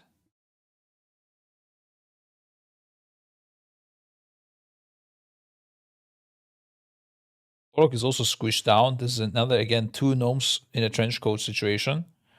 Yeah, I don't know. This seems a bit all over the place. This one looks not bad. It's weird that we don't know which one is normal, which one is mythic and stuff. The purple one looks okay, I'd say. Yeah. Lookgood's pretty good in the game, has good effects. Oh yeah, I don't know if the effects are missing. I think those are a big part of what makes the sets good. I remember back then when in TBC they released the Warlock set with the wings in the back that would pop.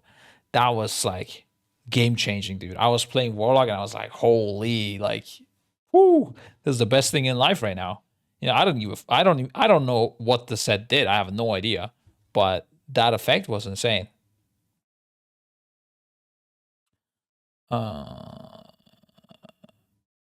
We should have actually not seen what class it is and tried to guess it. Warrior looks ridiculous. What is this, guys?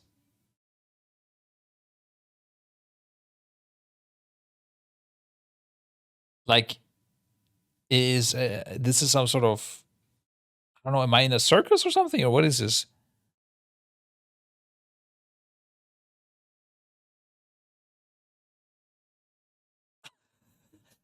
What the fuck is this, bro? What? I don't get it. What is this even supposed to be? Even worse from the back.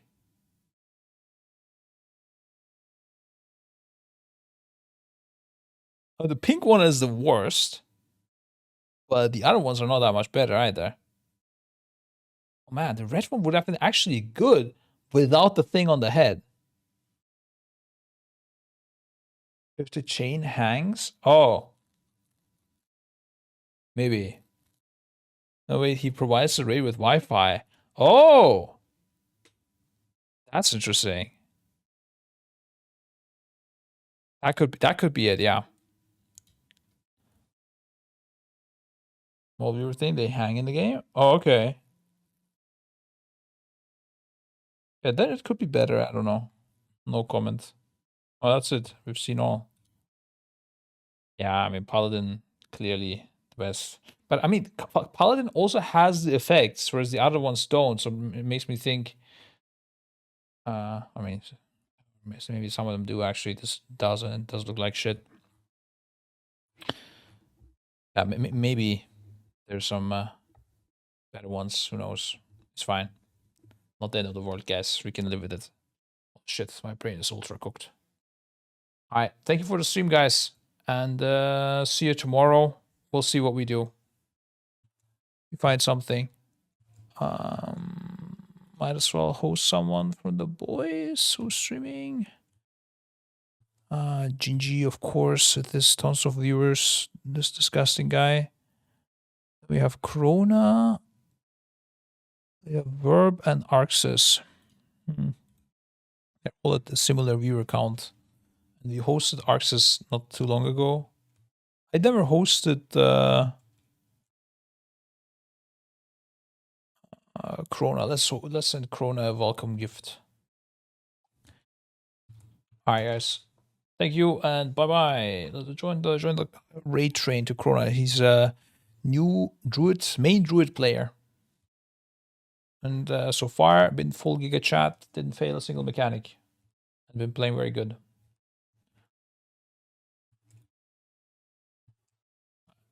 And I'm peacing. Bye.